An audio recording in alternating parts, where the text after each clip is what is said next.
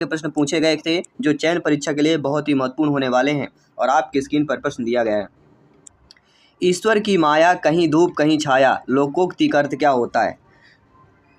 आप सभी को पता है 1 नंबर या 2 नंबर की लोकोक्तियाँ हर पेपर में पूछी गई हैं, तो आप सभी को जो है अब इस बार प्रिपेयर हो जाना है कि लोकोक्तियाँ पूछी ही जाती हैं।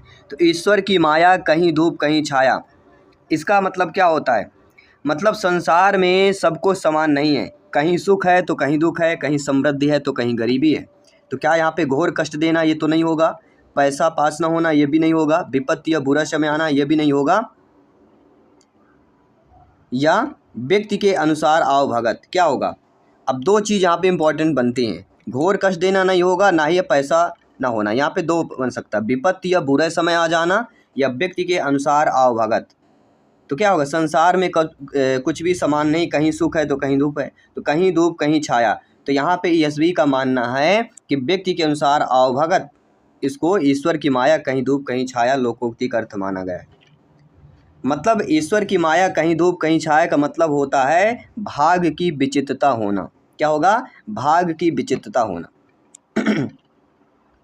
कोई भी डाउट है बेफिक्र आप लोग कमेंट कर सकते हैं, फीडबैक कर सकते हैं। अगला प्रश्न और भी इम्पोर्टेंट है। इम्पोर्टेंट क्यों है? पहले प्रश्न को पढ़ते हैं, समझते हैं, सही आंसर जानते हैं, इसलिए फिर इसके बाद बात करते हैं इम्पोर्टेंट क्यों है। व्याकरण शिक्षण की वह पद्धति अपेक्षाकृत अधिक उचित होती है जिसमें, आप सभी लोग ज्ञानी सर व्याख्याता लोग हैं, आप सभी लोग जानते हैं जब भी व्याकरण शिक्षण की पद्धतियों की बात की जाती है तो एक ही नाम आता है, वो कई बार हम क्लास में आप सभी को बता चुके हैं। देखिए, व्याकरण शिक्षण की वह पद्धति अपेक्षाकृत अधिक उचित होगी जिसमें बच्चे नियमों को कंठस्थ करें। तो कंठस्थ करना निगेटिव होगा, इसको भगा दीजिए। बच्चों को सूत्रों का प्रयोग करें, बच्चे नियमों को उदाहरण की ओर जाते हैं, बच्चे उदाहरण से नियम की ओर जाते हैं। और सभी को पता होगा व्याकरण शिक्षण में दोनों चीज़ें इंपॉर्टेंट होती हैं। कौन सा होता है? आगमन निगमन दोनों होता है। जिसमें उदाहरण से नियम की ओर जाता है वह अधिक यह पद्धति अपेक्षाकृत अधिक उचित होती है जिसमें बच्चे क्या करते हैं, बालक बालिकाएं उदाहरण से नियम की ओर जाते हैं। और ये आपके सीटेट 2016 में भी आया हुआ प्रश्न है, यानी कह सकते हैं कि सीटेट के प्रश्न एमपीटेट में लिए गए हैं। लगभग हर पेपर में 4 से 5 प्रश्न लिए गए हैं पेडागोजी के। तो पेडागोजी पढ़ना है तो सीटेट की पेडागोजी की क्लास हम कंबाइन करेंगे। जिस प्रकार से प्रश्न पूछे जा रहे हैं आने वाली क्लासेज के साथ वो सारी चीज़ें कंबाइन करेंगे जो आपके सिलेक्शन के लिए, चयन परीक्षा के लिए इंपॉर्टेंट होगा। तो यहाँ पे सेकंड ऑप्शन सही हो जाएगा। ठीक है, ये सबसे बड़ी चीज़ है कि कहाँ से प्रश्न पूछे जा रहे हैं, ये जानना बहुत ज़रूरी है। सोल्यूशन जानने के साथ साथ ये भी जानना जरूरी है कि प्रश्न कहाँ से पूछे गए, उस प्रकार से हमें प्रिपरेशन करना है, तैयारी करना है। भाषा शिक्षण में पढ़ने में उपयोगी किंतु लिखने में कठिन विधि नहीं है। भाषा शिक्षण की विधियों से पता है 2-3 प्रश्न पूछे ही जाते हैं, लेकिन भाषा शिक्षण में पढ़ने में उपयोगी है लेकिन लिखने में कठिन विधि नहीं होती है। कौन होगा? सभी लोग बताइएगा। क्या वह वाक्य अक्षर परिचय विधि, वर्ण परिचय विधि, शब्द द्वारा या वाक्य बनाना हो जाएगा? तो मेरे प्यारे मित्र, मेरे शिक्षक बंधु, आप सभी लोग जानते हैं कि पढ़ने और लिखने की प्रक्रिया अलग अलग होती है। केवल पढ़ना बिना अभ्यास के या लेखन कौशल को विकसित करने के लिए पर्याप्त नहीं होता है। तो पढ़ना लिखना 2 चीज़ आपके यहाँ पे इम्पोर्टेंस हो जाती है। तो यहाँ पे क्या हो जाएगा हमारा? वाक्य बनाना इज द राइट आंसर। जब पढ़ने में उपयोगी और लिखने में कठिन विधि नहीं है, क्योंकि यहाँ पे कह रहा नहीं है, अगर दिया होता कठिन है तो फिर आपका दूसरा हो जाता। मतलब दोनों पॉजिटिव दिया गया है। कहने का तात्पर्य ये भी प्रश्न पूछा जा सकता था कि भाषा शिक्षण में पढ़ने में उपयोगी के साथ साथ लिखने में भी उपयोगी है। यहाँ पे क्या थोड़ा सा बदल दिया गया है कि लिखने में कठिन विधि नहीं है। मतलब लिखने में कठिन नहीं है, आसान है, सब कोई लिख सकता है, पढ़ सकता है। तो क्या होगा? कोई वाक्य बना रहे हैं, इसकी पहचान यह है क्योंकि वाक्य द्वारा अक्षर परिचय विधि दे रहे हैं, तो परिचय आपका वह नहीं होगा। वर्ण विचार विधि ये भी नहीं होगा। शब्द द्वारा अक्षर का परिचय दे रहे हैं, नहीं होगा, क्योंकि यहाँ पे लिखने में कठिन विधि नहीं है और पढ़ने में उपयोगी है। तो दोनों चीज़ें पॉजिटिव दी गई हैं, इसलिए वाक्य बनाना is the right answer, D option हो जाएगा। आपके अकॉर्डिंग क्या सही है आप लोग भी बता सकते हैं, फीडबैक कर सकते हैं। प्रत्येक शिक्षक बंधु का कमेंट फीडबैक सर्वोपरि है। शर्मान नंगला प्रश्न आपकी स्क्रीन पर आ चुका है। जो लोग शिक्षा प्राप्त करने के लिए संस्थाओं तक नहीं जा पाते हैं उनके लिए शिक्षा प्राप्त करने की कौन सी विधि उपयोगी होती है? देखिए, ऐसे बालक बालिकाएं विद्यार्थी जो विद्यालय या संस्थान पर नहीं पहुंच पाते हैं, तो उन बच्चों के लिए शिक्षा प्राप्त करने की ऐसी विधि बताइए जो उचित होनी चाहिए। देखिए, आजकल तो ऑनलाइन हो गया है। क्या हम आप लोगों को डायरेक्टली पढ़ा रहे हैं? नहीं पढ़ा रहे हैं, ऑनलाइन के द्वारा ही पढ़ा रहे हैं। कहीं ना कहीं यूट्यूब से आप लोग देख रहे हैं, फेसबुक से देख रहे हैं, इंस्टाग्राम पेज से देख रहे हैं, टेलीग्राम में देख रहे हैं, सारे में देख रहे हैं। तो क्या होगा, ऑनलाइन हो गया। तो ऑनलाइन भी हो सकता है, एक पत्राचार भी हो सकता है, ठीक है। अतिरिक्त भी आपके कई सारे आजकल डिजिटल प्लेटफॉर्म पे मिल चुके हैं। तो रसास्वान विधि ये तो होगा ही नहीं, जो संस्थान तक नहीं जा सकते हैं। व्यंग्यात्मक ये भी नहीं होगा।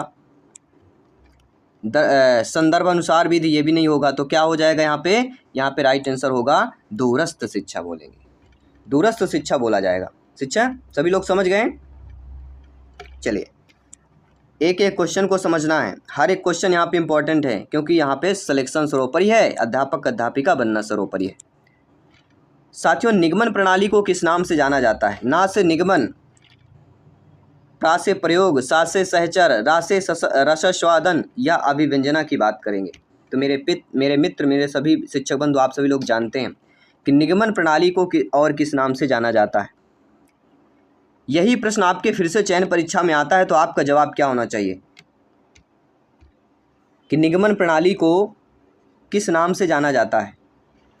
प्रयोग प्रणाली, सहचर प्रणाली, रसास्वादन प्रणाली या अभिव्यंजना प्रणाली? अब निगमन कह रहा है, निगमन में सभी लोग जानते हैं कहीं ना कहीं क्रिएटिविटी होती है, नियम होता है, रूल्स होते हैं, सूत्र होते हैं। तो उसको हम क्या करेंगे, निगमनात्मक विधि बोलते हैं।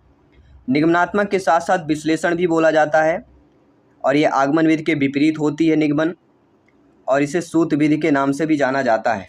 इसको हम क्या बोल सकते हैं, प्रयोग प्रणाली। क्या बोला जाएगा, प्रयोग प्रणाली बोल सकते हैं, ठीक है। ये प्रणालियां हैं जो बहुत इंपॉर्टेंट है।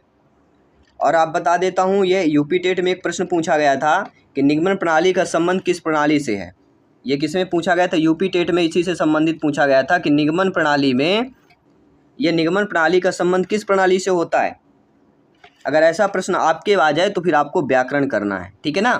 क्या करना है, व्याकरण शिक्षण प्रणाली करना है, जो यूपी टेट 2021 में पूछा गया था। जो उसमें मेमोरी बेस्ड पेपर होते हैं ना, वो हुआ करता था पहले, उसमें पूछा गया था। अगला प्रश्न है कि निम्न में से उच्च प्राथमिक स्तर पर कविता शिक्षण की उपयुक्त विधि कौन सी होगी। अब यहाँ पे बताना है उच्च प्राथमिक स्तर। उच्च प्राथमिक स्तर कौन होगा, सबसे पहले ये जानना जरूरी है। सभी लोग बताइए, कमेंट कीजिएगा, उच्च प्राथमिक स्तर किस कक्षा के बच्चों को बोलेंगे? सभी लोग बताइएगा, उच्च प्राथमिक स्तर किन बच्चों को बोलेंगे, या किन स्तर के बच्चों को बोलेंगे?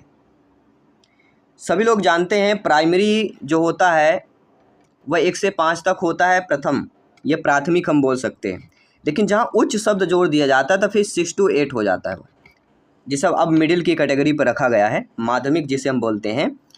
और उच्च में आपका उच्चतर माध्यमिक अगर आता है तो फिर 9 to 12 हो जाता है। तो यही पूछा जा रहा है कि उच्च प्राथमिक स्तर पर कविता शिक्षण की उपयुक्त विधि बताइए। क्या वह सूचतम प्रणाली है, वेशभूषा प्रणाली है, व्याख्या प्रणाली है, या आपका व्याकरणिक प्रणाली हो जाएगी। तो मेरे मित्र सभी लोग जानते हैं, आप सभी लोग ज्ञानी सर्व व्याख्याता लोग हैं, और जायसवाल सर आप सभी का अभिनंदन स्वागत करते हैं। उच्च प्राथमिक स्तर पर कविता शिक्षण की उपयुक्त विधि आपकी आती तो कहीं ना कहीं व्याख्या प्रणाली का जिक्र हो ही जाता है। क्या जिक्र होता है, उच्च प्राथमिक स्तर पर कविता शिक्षण की उपयुक्त विधि आपके एग्जाम में, आपके पेपर में पूछी जाती है, तो आपका यहाँ पे व्याख्या हो जाएगा। एक चीज़ और है, मान लीजिए उच्च हटा दिया जाए, केवल आपके एग्जाम में प्राथमिक स्तर पूछ लिया जाए, तब आप क्या करेंगे कि प्राथमिक स्तर पर कविता शिक्षण के लिए उपयोगी विधि कौन सी होगी, उपयोगी प्रणाली कौन सी होगी, तब आपका जवाब क्या होना चाहिए, तब आपका जवाब होना चाहिए गीत और नाट्य प्रणाली। कैसा होना चाहिए, गीत और नाट्य जो प्रणाली होती है वो प्राथमिक स्तर के लिए होती है, और उच्च प्राथमिक स्तर के लिए व्याख्या प्रणाली आ जाती है। दोनों चीज़ें माइंड के मेमोरी में सेव कर लीजिएगा, क्योंकि एग्जाम हाल में यही काम आने वाला है और यही आपको सिलेक्शन दिलाने वाला है। साथियों, अगला प्रश्न है कि इनमें से उच्चतम शिक्षण की क्या विशेषता होती है। देखिए, जब शिक्षक बनेंगे, आप लोग नियुक्त होगी, आप लोग अध्यापक अध्यापिका बनेंगे, तो उच्चतम शिक्षण क्या होता है? शिक्षण तो सभी लोग जानते हैं, टीचिंग की बात की जा रही है, तो उच्चतम शिक्षण की विशेषता पूछी जा रही। क्या पूछा जा रहा है? उच्चतम शिक्षण की विशेषता है केवल छात्र की क्रियाओं को, तो केवल जहां दिया गया है उनको हटा लीजिए, हम पढ़ने की ऑप्शन की ज़रूरत ही नहीं है, हम तीनों ऑप्शन को पढ़ेंगे नहीं, अपना समय बर्बाद नहीं करेंगे, हम सीधे चलेंगे डी ऑप्शन की तरफ कि छात्रों की समस्या के समाधान में शिक्षक का पूर्ण सहयोग होना चाहिए और छात्र शिक्षक का संबंध मधुर होना चाहिए एवं छात्र की क्रियाओं को यथाचित पुनर्बलन मिलना चाहिए। पूरा वाक्य आपका पॉजिटिव दिया गया है। तो इससे हमें क्या सीख मिलती है? समय की बचत। ऑप्शन को देखिए एक नज़र में क्या क्या फ्रंट में दिया गया है और डायरेक्ट डी ऑप्शन करिए, बढ़िए अगले प्रश्न की तरफ। मुझे लगता है ऐसे प्रश्न को सॉल्व करेंगे तो मुझे लगता है हर प्रश्न पर 40 से 50 सेकंड हम बचत कर सकते हैं। अगला प्रश्न है, कहानी सुनने से क्या होता है? अक्सर दादी हमारी एक कहानी सुनाया करती थी। अब आज वो तो मोबाइल का युग आ गया है, पहले मोबाइल का युग नहीं हुआ करता था। पहले हम दादियों और बब्बा से ही कहानी सुना करते थे और ऐसा पहले हुआ करता था, लेकिन आज मोबाइल के युग में बच्चे केवल आंख गड़ाकर देखते रहते हैं, इसीलिए चश्मे अब ज़्यादा लग रहे हैं। तो प्रश्न की अगर और हम चलते हैं कि कहानी सुनने से बच्चे अनुशासित रहते हैं, बच्चे प्रसन्न होते हैं, बच्चे में एकाग्रचित होकर शांत बैठता है बच्चा, या बच्चों की कल्पना शक्ति व चिंतन शक्ति का विकास होता है। हामिद का चिमटा, ये कहानी आपने सुनी होगी, किताब में पढ़ी होगी। हामिद का चिमटा एक टाइटल की कहानी है। उसे एक हामिद रहता है बच्चा जो अपनी उसके माँ के लिए एक चिमटा लाता है। सभी मेले में बच्चे जाते हैं और उस बच्चे को उतना ही पैसा होता है जितना वो चिमटा ले सके। उसका पहले मेरे दिमाग में था कि मुझे चिमटा ही लेना है, क्योंकि मेरी माँ दादी जो है उनके क्या हाथ जल जाते हैं खाना बनाते समय। क्या आज के बच्चे ऐसा कर सकते हैं? सोच सकते हैं? उनको बस चॉकलेट चाहिए, मुझे ये चाहिए, ठीक है। तो कहीं ना कहीं वो कहानी जो सुनाया जाता था पहले बच्चों को, बच्चों की कल्पना शक्ति का उसमें विकास हुआ करता था, चिंतन शक्ति का विकास होता है, ठीक है ना। तो अक्सर अगर आप बच्चों को, अगर आप शिक्षक बंधु हैं तो बच्चों को अवश्य किताबें पढ़ाइए, किताबों से कहानी सुनाइए, क्योंकि अब जो मूवी और वीडियोज़ में कहानी होती है वो उसका अलग वो उद्देश्य नहीं मिल पाता जितना बुक्स और किताबों से मिलता है। किताबों से जुड़िए और राष्ट्र हित में सर्वोपरि अपना योगदान दीजिए। अगला प्रश्न है, बच्चों का सक्रिय शब्दकोश किसे कहते हैं? सक्रिय शब्दकोश की बात कर रहे हैं कि जिन शब्दों का प्रयोग बच्चे मानते हों, जिन शब्द का अर्थ बच्चे मानते हों, जिन शब्दों का अर्थ बच्चे जानते हों और प्रयोग करते हों, ये सबसे बड़ा इम्पोर्टेंट है। क्योंकि शब्दकोश क्या होता है? कई शब्दों के एक ही शब्द के जब कई अर्थ निकल जाते हैं वह शब्दकोश बन जाता है। हमें पता चलता है इस शब्द को ये चीज़ें इसके अर्थ होती है, डिफिनेशन होते हैं, इसका पर्यायवाची होता है। तो बच्चों का जो सक्रिय शब्दकोश होता है, कहीं ना कहीं शब्दों का अर्थ बच्चे जानते हैं और उसका प्रयोग करना, जानने के साथ साथ उसको हम प्रयोग कर रहे हैं, यूज कर रहे हैं, वो शब्दकोश का, क्योंकि यहाँ सक्रियता की बात कर रहे हैं। तो बच्चों का सक्रिय शब्दकोश उसे ही कहा जाएगा जहाँ पे शब्दों का अर्थ को बच्चे जानते भी हों और बच्चे उसका प्रयोग भी करते हों। तो जो थर्ड ऑप्शन दिया गया है वह आप लोगों का यहाँ पे सही हो जाएगा। इसके साथ साथ ही हम बढ़ते हैं आपके अगले प्रश्न की तरफ।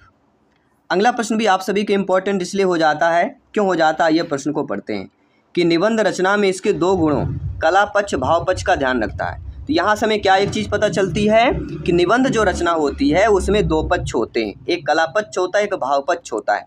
तो निबंध रचना में दो गुण कला पक्ष भाव पक्ष होता है, तो इनमें से ये बताना है कि किस गुण का संबंध कला पक्ष से नहीं होगा। तो कला पक्ष से नहीं होगा मतलब वह केवल भाव पक्ष से ही होगा, कला पक्ष से नहीं होगा।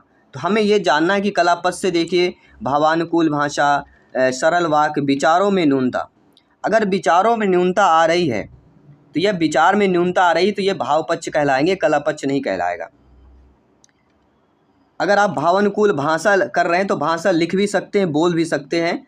अब भावानुकूल कर रहे हैं, लिखना बोलना, तो फिर यह कला में आ जाएगा। अगर सरल रचना कर रहे हैं तो रचना कर रहे हैं, ये भी कला में आ जाएगा। और विषम सा शब्दावली का प्रयोग कर रहे हैं, ये भी कला में आ जाएगा। लेकिन विचारों की न्यूनता अगर आ रही, विचारों में अपने नए शब्द निकल के आ रहे हैं तो कहीं ना कहीं भाव से निकल के आते हैं, सोच समझ के निकल के आते हैं, वह कला में नहीं आता है। तो विचारों में न्यूनतमता जो होती है वह आपको केवल भाव पक्ष से संबंधित हो जाता है। ठीक है, वह कला पद से यह गुण संबंध नहीं होता, केवल भाव पद से होता है। इसलिए according to question third option को सही कर लेना है। बढ़ते हैं अगले प्रश्न की तरफ।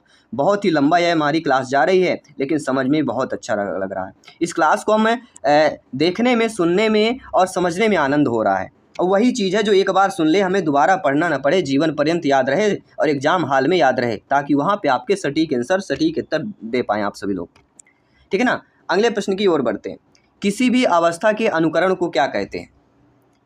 अब कोई अवस्था आपके सामने, उसको हम अनुकरण कर रहे हैं। अनुकरण मतलब सीखना होता है। तो सीखना हम किस में करते हैं? संवाद में, नाटक में, रूपक में, संवाद या रूपक दोनों में। देखिए, संवाद में, बोलचाल में भी सीखा हो सकता है, लेकिन सबसे ज़्यादा हम सीखते हैं अभिनय में। कहते हैं अमिताभ बच्चन, अब शाहरुख खान जैसे हाथ फैलाता है तो हम सभी हाथ फैलाने की कोशिश करते हैं, उसको प्यार की निशानी मानते हैं कि हाथ फैला दो मतलब प्यार का निशानी हो गया। कोई भी जब अमिताभ बच्चन के डायलॉग होते हैं तो उनको बोलते हैं बस अमिताभ बच्चन बन गए। तो मतलब जो हीरो होता है, जो नायक होता है, जो अभिनय होता है, उसका किसी भी अवस्था का अनुकरण मतलब अभिनय कहला जाता है वहाँ पे। तो अवस्था के अनुकरण को ही अभिनय कहा जाता है, जान लीजिए। और अभिनय इन सभी ऑप्शनों में आपके नाटक में होगा। तो according to questions B option इधर राइट आंसर हो जाएगा। साथियों, बढ़ते हैं अगले प्रश्न की तरफ। अगला प्रश्न भी आप सभी लोगों के लिए इम्पोर्टेंट है। प्रश्न हमारा पूछा गया है कि भाषा पुस्तकालय के मुख्य रूप से क्या लाभ होते हैं? मान लीजिए भाषा की पुस्तकालय अगर है वहाँ पे तो उसके क्या लाभ होंगे? मान लीजिए आपकी नियुक्ति होती है, अध्यापक अध्यापिका बनते हैं और आपका सब्जेक्ट हिंदी दे दिया जाता है। आपके प्रचार बोलते हैं कि सर मैम आप हिंदी पढ़ाइए। ठीक है, जब आप हिंदी के अध्यापक अध्यापिका बनते हैं तब आप थोड़ा सा अपने दिमाग में जोर डालिए कि अगर मान लीजिए भाषा का पुस्तकालय आपको आपका मन हुआ कि हमें भाषा की पुस्तकालय अपने विद्यालय में होना चाहिए, तो इसका लाभ क्या होता है? स्वाध्याय के अवसर मिलेंगे, अधिक पुस्तकों का वाचन होगा, शिक्षक की पूर्ति होगी या बचत होगा। तो कहीं ना कहीं अवसर शब्द देता है वह बच्चों के लिए बहुत ही बेनिफिट होता है। अवसर शब्द पेडागॉजी में ढूंढ ढूंढ के देखिए, अगर सभी आप एक ही ऑप्शन में अवसर दिया गया है, प्रश्न हमारा पॉजिटिव है, ऑप्शन हमारा पॉजिटिव है, तो आंख बंद करके सही करिए, 1 नंबर पक्का आएगा, सिलेक्शन आपका जरूर होगा। तो भाषा पुस्तकालय के मुख्य रूप से स्वाध्याय के अवसर मिलते हैं। फर्स्ट ऑप्शन इधर राइट आंसर हम सही और सटीक करके आते हैं। बढ़ते हैं अगले प्रश्न की तरफ। अगला प्रश्न भी आप सभी लोगों के लिए इम्पोर्टेंट है कि निम्न में से भाषा शिक्षण का सिद्धांत क्या होता है? भाषा शिक्षण का सिद्धांत क्या? वह शिक्षण सूत्रों का सिद्धांत है, बोलचाल का सिद्धांत है, चयन का सिद्धांत है या क्रियाशीलता का सिद्धांत? देखिए, भाषा जो शिक्षण होता है, सिद्धांत होता है, नियम, सिद्धांत और एक स्थापित सत्य होता है। एक ऐसा विचार होता है जो कि विश्वास होता है किसी विशेष क्षेत्र या विशेष मान्य के लिए।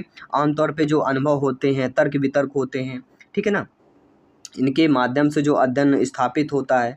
तो शब्दों में एक ऐसा आधारभूत विचार जिसमें किसी विशेष क्षेत्र में काम किया जाता हो, तो वो नियम रूल्स कहलाते हैं। लेकिन भाषा शिक्षण का अगर सिद्धांत पूछा जाता है तो कहीं ना कहीं क्रियाशीलता का सिद्धांत आ जाएगा। समझ लीजिए, शिक्षण सूत्रों का, बोलचाल का, चयन का। अब कुछ लोग बोलेंगे भाषा शब्द दिया गया तो बोलचाल हो सकता है, ऑप्शन हो सकता है। तो निम्न में से भाषा शिक्षण का सिद्धांत, इस लाइन को अंडरलाइन कर लीजिए। देखिए, भाषा शिक्षण के सिद्धांतों में प्रेरणा, रुचिवान होनी चाहिए, क्रियाशीलता भी होना चाहिए, अभ्यास होना चाहिए, जीवन से जोड़ने वाले सिद्धांत होना चाहिए, अब व्यक्तिगत भिन्नता का सिद्धांत। अगर ये सब देखिए तो मतलब भाषा शिक्षण के सिद्धांत हमारे क्या रखना है? पहला शब्द याद रखिए, प्रेरणा का और रुचि का सिद्धांत, दूसरा क्रियाशीलता का सिद्धांत, तीसरा अभ्यास का सिद्धांत, और चौथा जीवन से जोड़ने वाले सिद्धांत, और पांचवा व्यक्तिगत विभिन्नता का सिद्धांत, और एक आता है क्रम का सिद्धांत। ये हमारे भाषा शिक्षण के सिद्धांत हैं। तो इनमें से देखिए क्या हमारा लिखा हुआ है, क्रियाशीलता का सिद्धांत सही हो जाएगा। कोई भी डाउट हो बेफिक्र आप लोग कमेंट कर सकते हैं, फीडबैक कर सकते हैं, ठीक है ना। सभी लोगों को ध्यानपूर्वक समझना है, फीडबैक करना है। हर एक क्वेश्चन सभी के लिए यहाँ पे इंपॉर्टेंट है। हमारा अगला प्रश्न यहाँ पे देख लीजिएगा क्या दिया गया है। प्रश्न हमारा कह रहा है कि बेसिक शिक्षा हेतु महात्मा गांधी ने किस बात पर बल दिया?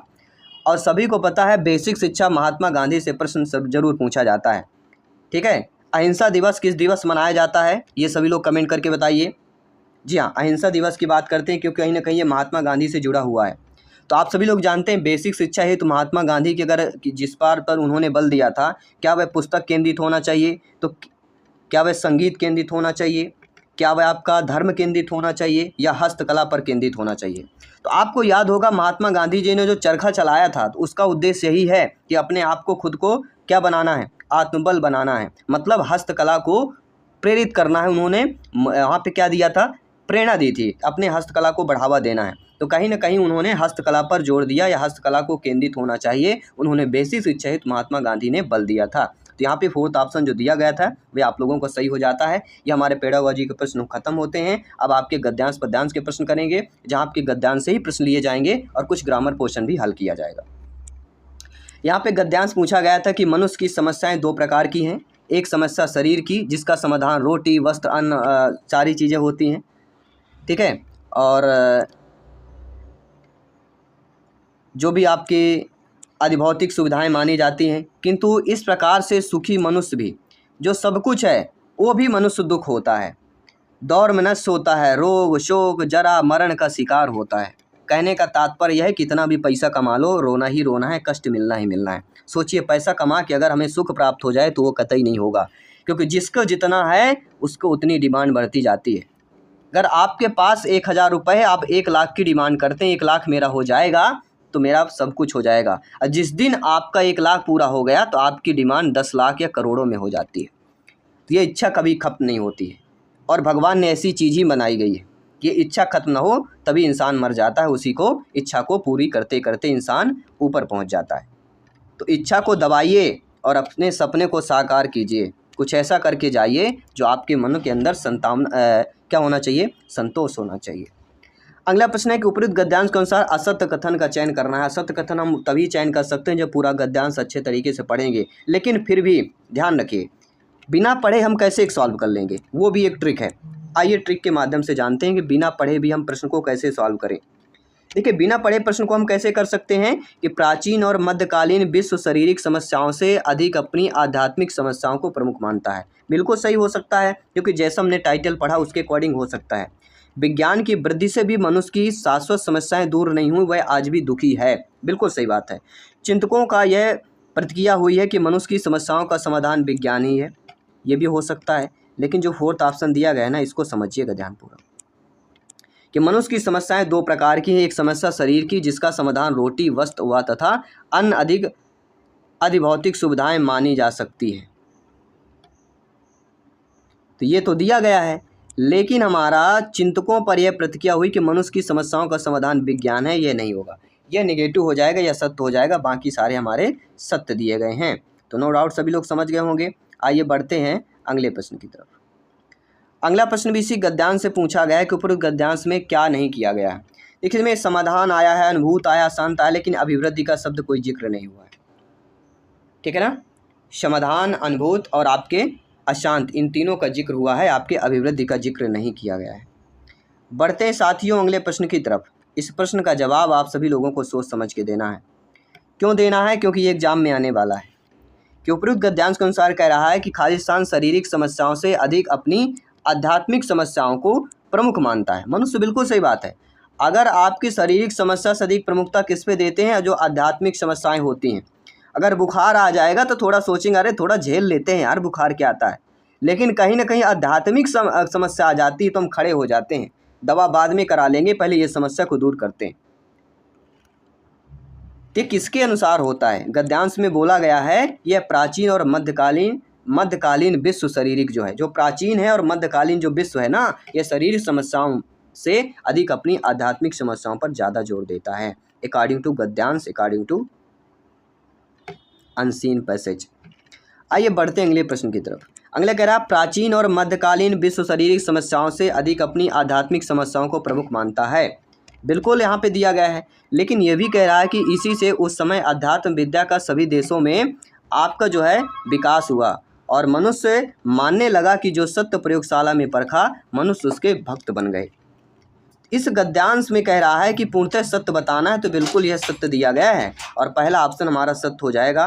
तो सत्य दिए रहे तो गद्यांश को पढ़ना पड़ेगा, आपको समझना पड़ेगा जो लाइन दी गई है क्या वाकई में इस लाइन को आपके गद्यांश में दिया गया है कि नहीं दिया गया है। अगला है निम्न में से कौन सा शब्द लालसा का पर्यायवाची? लालसा मतलब लालच, लालसा का पर्यायवाची। तो आप मेरे प्यारे मित्र सभी लोग जानते हैं लालच को हम क्या बोलते हैं। लालच का पर्यायवाची। देखिए उदासीनता तो लालच का नहीं हो सकता, कोताही मतलब घबराहट, अनिच्छा मतलब कोई इच्छा न होना। लालच मतलब होता है तृष्णा। किसको बोलेंगे? लालच किसको बोला जाता है? तृष्णा को बोला जाता है, लोभ बोला जाता है। और लोभ मतलब क्या है? अभिलाषा।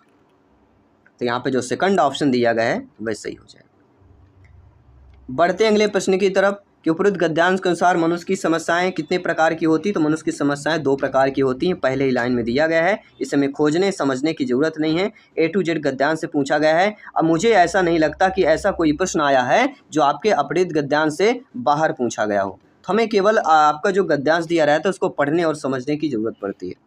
तो हमारा जो अगला प्रश्न दिया गया है कि रोहन सोहन से पत्र लिखवाता है। रोहन क्या करता है? किससे लिखवाता है? सोहन से लिखवा रहा है। तो सोहन से लिखवा रहा है मतलब इस वाक्य में क्रिया का कौन सा रूप हो जाएगा? रोहन किससे लिखवा रहा है? सोहन से लिखवा रहा है। क्या वह पूर्वकालिक क्रिया होगी, संयुक्त क्रिया होगी या अपूर्ण क्रिया हो जाएगी? सभी लोग बताइएगा ध्यानपूर्वक, सभी लोग समझिएगा। रोहन सोहन से पत्र लिखवाता है, इस वाक्य में क्रिया का कौन सा रूप होगा?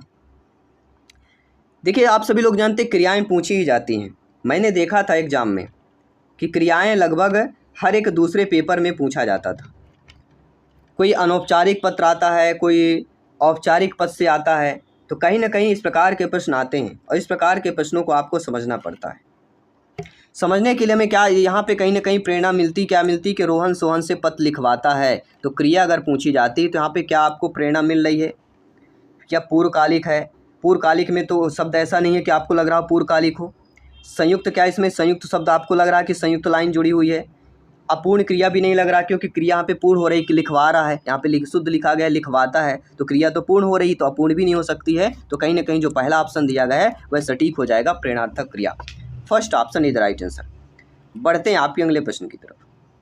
अगला जो प्रश्न दिया गया है और भी इम्पोर्टेंट हो जाता है कि उपरोक्त गद्यांश के अनुसार हमें देखना है, समझना है कि खाली स्थान कह रहा है कि गद्यांश के अनुसार भी मनुष्य की शाश्वत समस्याएं दूर नहीं हुई, वह आज भी दुखी है। तो मैंने क्या बताया था?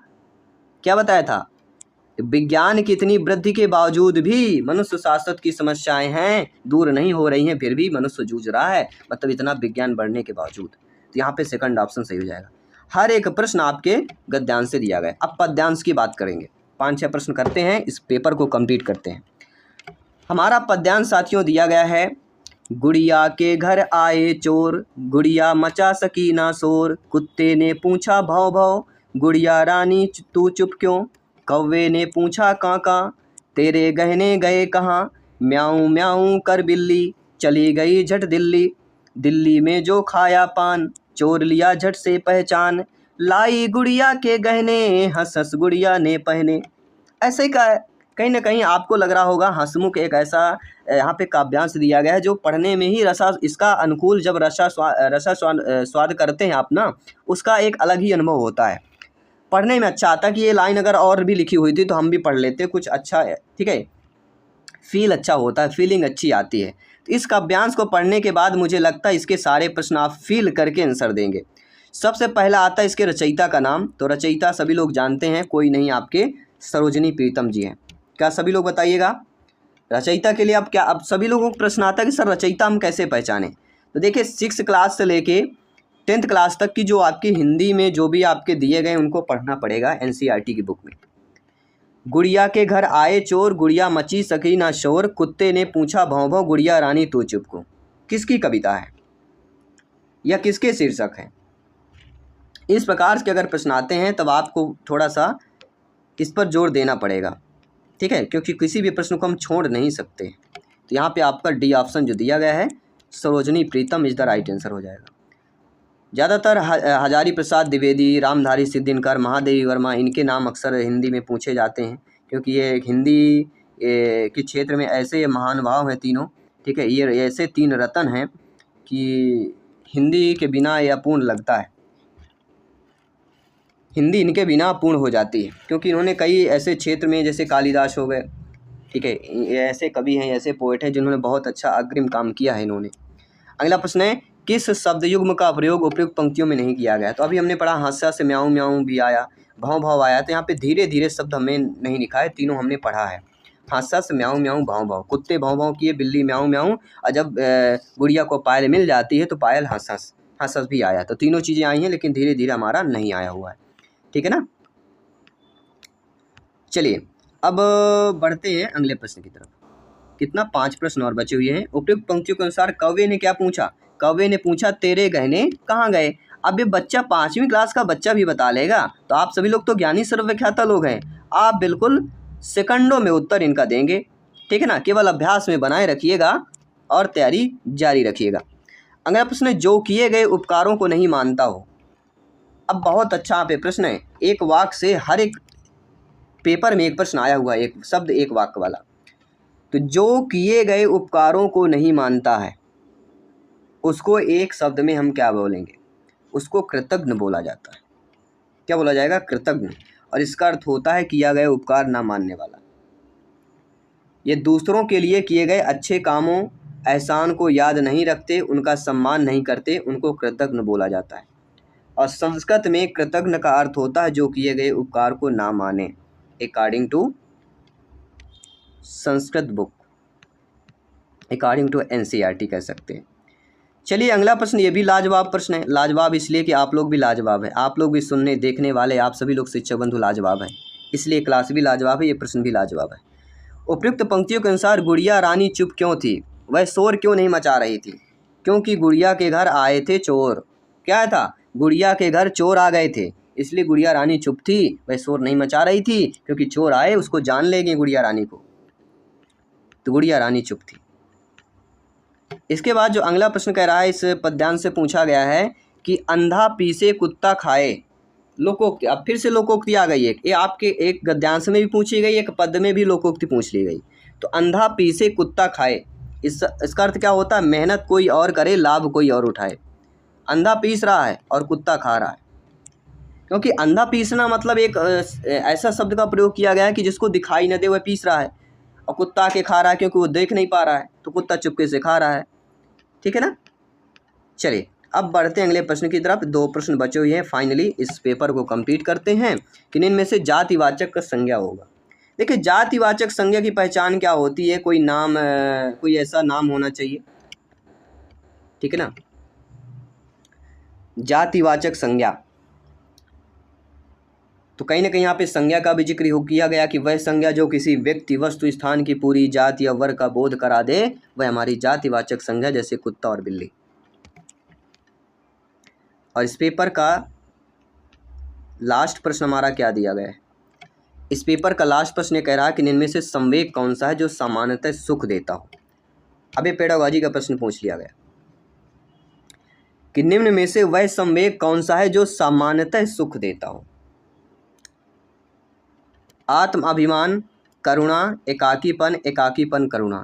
देखिए करुणा दया को बोलते हैं, एकाकीपन मतलब अकेला महसूस करना, और यह एकाकीपन करुणा तो ये हो नहीं सकता। तो कहीं ना कहीं आत्माभिमान, आत्माभिमान जो होता है ये सामान्यतः सुख देता है, मतलब स्वयं में अभिमान होना चाहिए कि मैं ऐसा हूँ, मैं गलत नहीं करूँगा तो नहीं करूँगा, मैं इस बार चयन परीक्षा में सिलेक्शन पाऊँगा तो पाऊँगा, या पाऊँगी तो पाऊँगी। ये प्रण ले लीजिए, ये आपके अंदर आत्माभिमान होना चाहिए कि मैं एक गवर्नमेंट सरकारी शिक्षक बन चुका हूँ या चुकी हूँ। तो मेहनत जारी रखिएगा, क्योंकि मेहनत से ही सफलता प्राप्त की जा सकती है। क्योंकि कहते हैं ना कि अगर सिल पर निशान बनाना है तो उस रस्सी पर बार बार रगड़ करना पड़ेगा, यानी बार बार आपको। इसकी बारी आती है, योग का पता लगाएं और बताएं। योग दिया गया है 47/87, 77 और 77/87। इस योग का लगाना है और योग का राइट आंसर क्या होगा ये आपको बताना। ठीक है,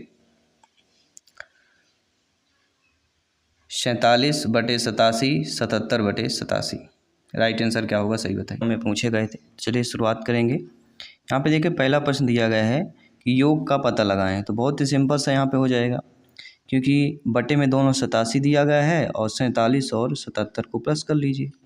ठीक है, तो 124/87 पहला वाला ऑप्शन यहाँ पे सही हो जाएगा। ठीक है, इसके बाद दूसरा प्रश्न हमारा यहाँ पे क्या दिया गया है, आइए देख लेते हैं। दूसरा प्रश्न कह रहा है एक स्कूल में 360 छात्र हैं जिनमें से 2/3 लड़कियां हैं, शेष लड़के हैं जिनमें 3/4 लड़के खिलाड़ी हैं। तो यहाँ पे लड़कों की संख्या जो खिलाड़ी नहीं है वह बताना है। तो बहुत सा सिंपल सा प्रश्न यहाँ पे आपका सलूशन हो जाता है। जैसे लड़कियों की संख्या कैसे आएगी, 360 छात्र जिनमें 2/3 लड़कियां हैं, तो लड़कियों की संख्या कितनी हो गई, 360 गुणे 2/3, 2/3 कह रहा है ना, इसको काट लीजिए, 3 3 एकम 3, 3 दूनी 6, टोटल 240 आ गया। तो लड़कियों की संख्या 240 निकल के आ गई। अब लड़कों की संख्या निकालिए। तो लड़कों की संख्या कितनी हो जाएगी, 360 में से 240 माइनस कर दीजिए, 120 निकल के आता है। जो खिलाड़ी हैं उनकी संख्या अब निकालना है। तो लड़कों की संख्या 120 है, जिनमें से खिलाड़ियों की संख्या क्या क्या कर रहा है, 3/4, तो गुणे 3/4 कर लीजिए। 120 टोटल लड़के हैं और लड़कों में खिलाड़ियों की संख्या 3/4 है, तो 4 से इसको काट दीजिए, 30, 30 गुणे 3 करेंगे 90 आ जाएगा। खिलाड़ियों की संख्या कितनी हो जाएगी, तो जो खिलाड़ी नहीं है वो बताना। टोटल 20 लड़के हैं जिनमें से 90 खिलाड़ी हैं, यानी कि 30 ऐसे लड़के हैं जिन खिलाड़ी नहीं हैं। राइट ऑप्शन बी ऑप्शन होगा 30। ठीक है। इसके बाद अगला जो प्रश्न यहाँ पे दिया गया है, प्रश्न दिया गया है कि 80 का 40% क्या होगा। तो सिंपल सा बात है, 80 का 40% निकालना है तो 80 का 10% 8 हो जाएगा। 40 निकालना है तो 10% 8 है, तो 10 गुणे 4 करेंगे, इसी प्रकार 8 गुणे 4 कर दीजिए, तो 8 चौक 32 हो जाएगा। तो 80 का हमारा 40% कितना हो जाएगा, 32। किस ऑप्शन में दिया गया है, देखेंगे पहले ऑप्शन में 32 दिया गया है, पहले ही ऑप्शन में। ठीक है, तो पहले ही ऑप्शन यहाँ पे जो दिया गया है वह हमारा सही हो जाएगा। इसके बाद अगला जो प्रश्न दिया गया है कि 50 छात्रों की एक कक्षा में 40% लड़कियाँ, 50 टोटल छात्र हैं जिनमें से 40% है, तो 40/100 कर देंगे क्योंकि प्रतिशत में दिया गया। तो 0 0 0 0, 5 चौको 20 निकल के आ गया। ठीक है, तो लड़कियों की संख्या 20 हो गई। अब लड़कों की संख्या निकालना है, तो जब टोटल 50 है, 20 लड़कियां निकल आ गई, तो 30 हमारे लड़के हो जाएंगे। और ये पूछा जा रहा है कि लड़कों की संख्या ज्ञात कीजिए, तो 30 हो जाएगा। पहला ऑप्शन हो जाएगा कि लड़के 20, बॉयज 20 और लड़कियां 30। कितना हो जाएगा सभी लोग बताइए, 20 और 30 वाला, कि 30 और 20 होगा, सभी लोग बताइए। देखिए ये चीज़ समझना बहुत जरूरी है, एग्जाम में हमेशा कंफ्यूज होता है। 50 छात्रों की एक कक्षा जिसमें 40% लड़कियाँ, ऐसा भी निकाल सकते हैं। 50 में का 10% 5 हो जाएगा, 40% करना है तो 5 चौको 20, तो 20 हमारी लड़कियां हो जाएंगी। ठीक है, लड़कों की संख्या और लड़कों की संख्या ज्ञात करना, तो लड़कियां हमारी 20 हो गई और लड़के हो गए 30। तो लड़कियां 20 बताई जा रही, तो लड़कियां 20 किस में दिया गया है, लड़के और लड़कियां, जो डी ऑप्शन दिया गया है। अब इसमें पीबी ने क्या माना है, बॉयज़ 20 गर्ल्स 30 माना है। अब आप लोग बताइए इनमें से क्या होगा। पीबी ने जो माना है वह बॉयज़ 20 गर्ल्स 30, लेकिन हमारा जो आंसर क्वेश्चन के अकॉर्डिंग निकल के आ रहा है, लड़के 30 बॉयज़ लड़कियां 20 निकल के आ रही हैं, जो प्रश्न कह रहा है। कक्षा 9 की अंतिम परीक्षा में 50 छात्र हैं, 10% छात्र अनुत्तीर्ण हैं। कक्षा 10 में कितने विद्यार्थी अनुत्तीर्ण हैं।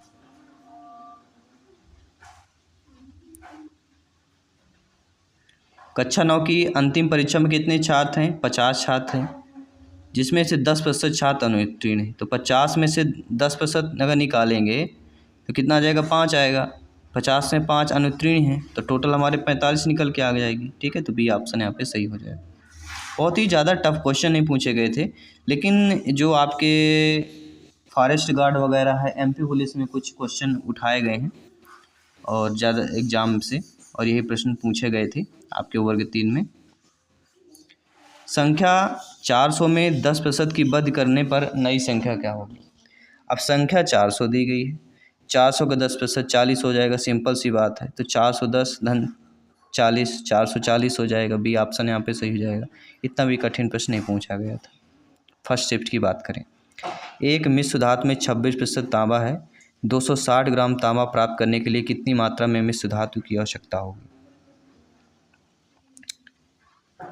देखिए 26% अगर में देखा जाए 260 ग्राम तांबा है तो 26% दिया गया है तो 26/100 कर लेंगे, गुणे एम है ही नहीं आपका 260 ग्राम। तो एम बराबर क्या हमारी वैल्यू निकल के आ जाएगी, एम की वैल्यू यहाँ पे निकल के आ जाएगी 260 गुणे 100/26 ग्राम।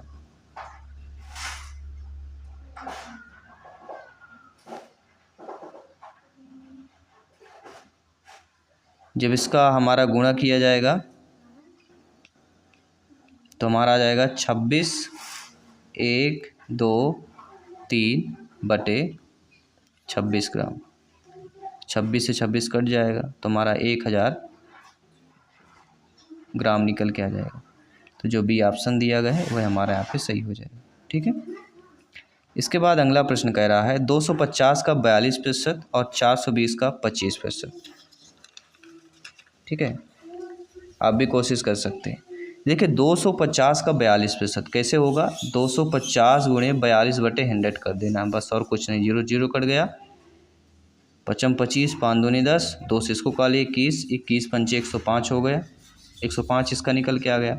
अब 420 का 25% निकाल लीजिए, तो 420 गुणे 25/100 कर दीजिए, वही 0 0 कट गया, 55 25 2 वही 105 इसका भी आ जाएगा, 21 पंचे 105, 105 धन 105 बराबर 210। पहला ऑप्शन जो दिया गया वह सही हो जाएगा।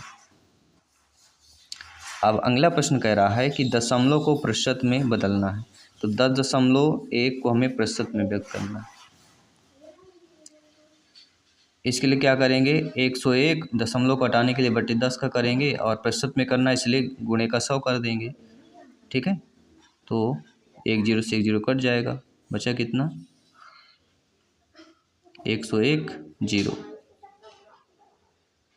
10 10 किस में दिया गया है, देखिएगा 10% दिया वाला ऑप्शन जो दिया गया है वह हमारा सही हो जाएगा। अगला प्रश्न दिया गया कि कौन सी दी गई संख्या 3 से विभाज्य है लेकिन 9 से नहीं। देखिए वर्ग 3 में पहले सीट में विभाज्यता के नियम से बहुत ज़्यादा प्रश्न पूछे गए थे मैथ्स में। ठीक है, तो वो सारे हम प्रश्न करेंगे किस प्रकार के पूछे गए थे। तो 3 से विभाज्य हो लेकिन 9 से ना हो, ठीक, ऐसी संख्या का चयन करना। लेकिन ऐसी संख्या जो 3 से विभाज्य है 9 से ना हो वो कहलाती है 21 हो गया, 24 हो गया, 30 हो गया, 33 हो गया और 39 हो गया। 21 24 30 33 39, ये हमें ध्यान देना।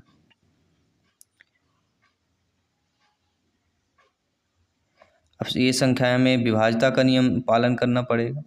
ठीक है, 3 से विभाज्य हो लेकिन 9 से ना हो, डी वाला ऑप्शन देखिए, 3 9 27, 3 7 21, 3 1 3, 3 से होगा लेकिन 9 से ना होगा। क्यों ना होगा, क्योंकि लास्ट में 3 है। कीजिए 9 3 27, 9 2 18, 3 बचेगा, 33 नहीं होगा, 9 से विभाजित नहीं होगा, इसलिए डी ऑप्शन है जो 3 से विभाज्य होगा लेकिन 9 से नहीं होगा।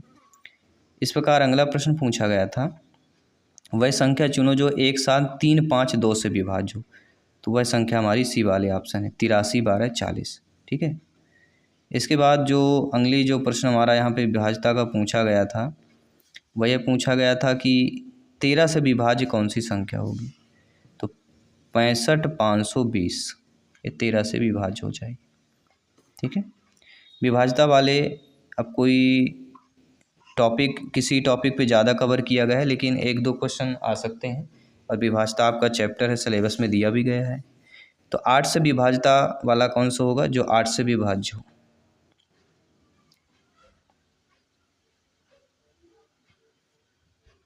देखिए 8 से विभाज्य में क्या होता है, अगर अंतिम अंक जो 3 अंक होते हैं अगर वह 8 से विभाज्य हैं तो आपकी पूरी संख्या विभाज्य होगी। तो 8 एकम 8 और 8 5 40 विभाज्य है ना 840, तो अंतिम 3 अंक देखना है 8 की विभाज्यता में। इसके बाद है 18 से विभाज्य संख्या तो पहला ऑप्शन सही हो जाएगा। अगर कोई संख्या 2 और 9 से विभाज्य होगी तो वह 18 से विभाज्य होगी। ठीक है, ये विभाज्यता का रूल्स है। फिर अगला प्रश्न कह रहा है निम्नलिखित में से कौन सा 6 से विभाज्य होगा। अब 6 से विभाज्यता का नियम आपको बताना है। तो 6 से यदि कोई भी संख्या 2 और 3 से विभाज्य है तो वह 6 से विभाज्य होगी। वह हमारा ऑप्शन है डी, 34, 27, 89, 900। इसके बाद अगला दिया गया 13 से विभाज्य। तो 13 से विभाज्य हम बता ही चुके हैं आपको, 13 से विभाज्यता का नियम। 13 से विभाज्यता का नियम है आपका 39, 26, 13 जो लास्ट में है, तो ये हमारा विभाज्यता हो जाएगा। वैसे भी 13 दूनी 26, 13 कम 13, 13 3 39। ठीक है, ये पहाड़ा में ही आ रहा हमारे। ठीक है, सिंपल से है। तो कुछ चीज़ें थोड़ा दिमाग अपने से भी लगाना पड़ता है, रूल्स और टिक पे ज़्यादा फोकस ना करके दिमाग पे ज़्यादा बैठाना पड़ता है। सबसे बड़ी भिन्न, तो भिन्न निकालने के लिए सभी को पता होगा, दशमलव में भाग करके दशमलव में भेद कीजिए। जो संख्या दशमलव में बड़ी होगी वह आपकी सबसे बड़ी भिन्न कहला जाएगी। यहाँ पे जो हमारा 35/80 है, जो डी ऑप्शन है, सबसे बड़ी भिन्न होगी। तो दशमलव में सभी संख्याओं को कर लेना है। ठीक है, ये सिंपल सा रूल है।